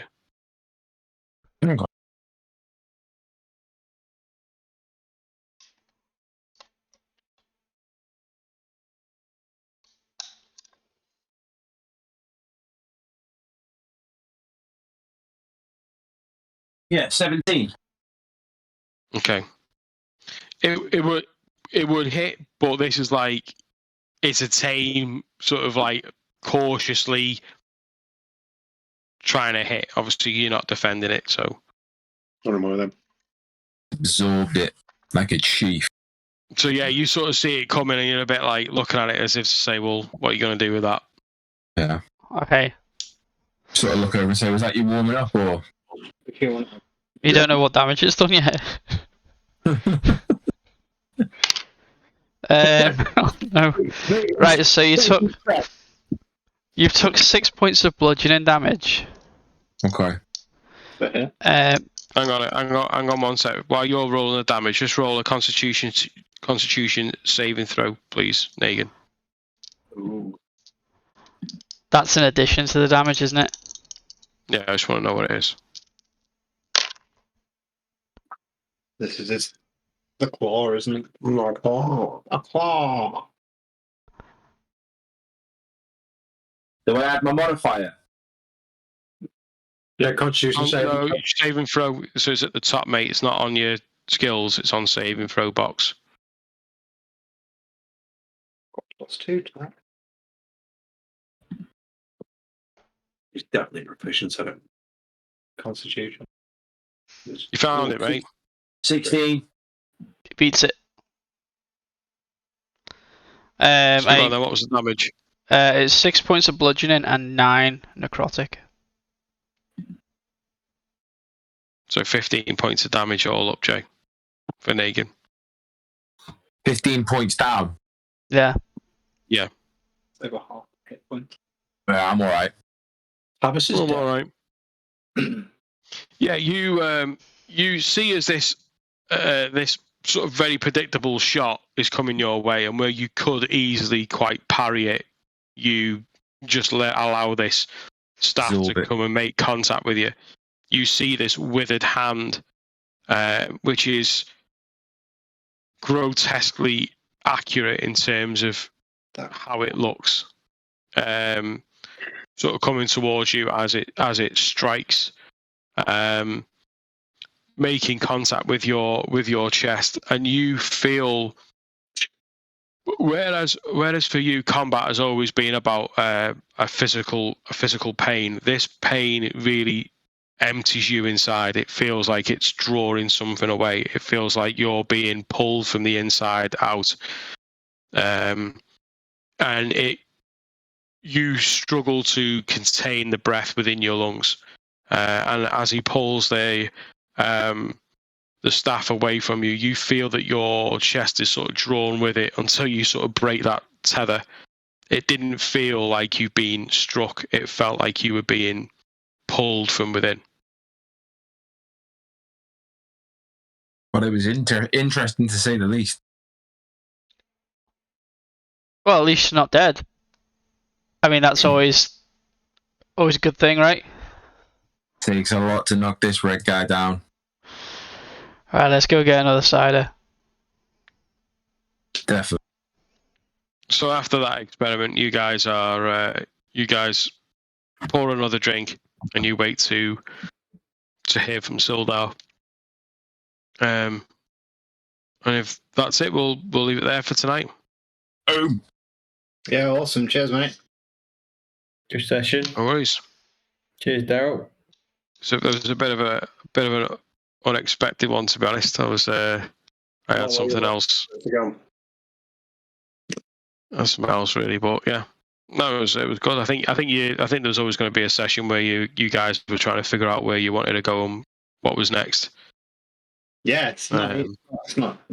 But I want to know how much we missed. would it give it away if you were to say what you, like even half or a clue of what you were expecting? Or do you want to save that? You need to save it. I don't know. I was expecting to be following Isla's next Harper mission, to be honest, because that was the only lead that you guys really had left. Because none of us know about that, do we? Only you. No, but it all depends on, it all depends on who picks up the mission and what they want to do with it at the end of the day.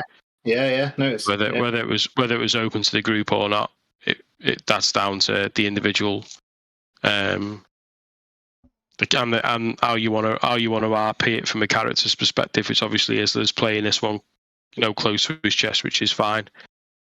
But it was the only lead really that we had left. So for me, for where we're at is that kind of like, and the way that the campaigns kind of run is that you kind of have this sort of bedding in session where you kind of integrate yourself into like the societies and what's going on, and get yourself into the pace of the city, and do a bit of exploration and a bit of RP in terms of like meeting NPCs and different things like that, and then it kicks off. So this is kind of like the wind down of that sort of phase before we get into the juicy stuff of the campaign. So I was kind of expecting that to be like the next sort of logical thing, but obviously the way that Isla sees it is slightly different, so which is fine. I totally get it. So no, that was cool. I think that was a cool session. It's like we did different things, but like everything we did was coming back together as well. So it's like it made a lot of sense to me. I enjoyed that. What were your take on the Red Viper then? What was because I didn't know how that was going to go at all. I didn't really have a clue really. We were going to chop her hand up at one point. Yeah. I think I found it. Tavis has like got a hard on for her. Like that's Tavis in female form almost. That's like very close to what Tavis is about for me. Yeah, and I was surprised that there wasn't an opportunity there for Tavis. Really, I was surprised that. I mean, it's it's up to you. I was surprised that there wasn't more of a. I guess Tavis is still playing his cards close to his chest in regards to the actual party itself. So I don't know whether that had anything to do with that. I was very conscious that I'd nearly died twice in the last 12 hours and was fucked for doing anything really with 2 points of exhaustion. So I felt like I would be taking a back seat and all that stuff. Really.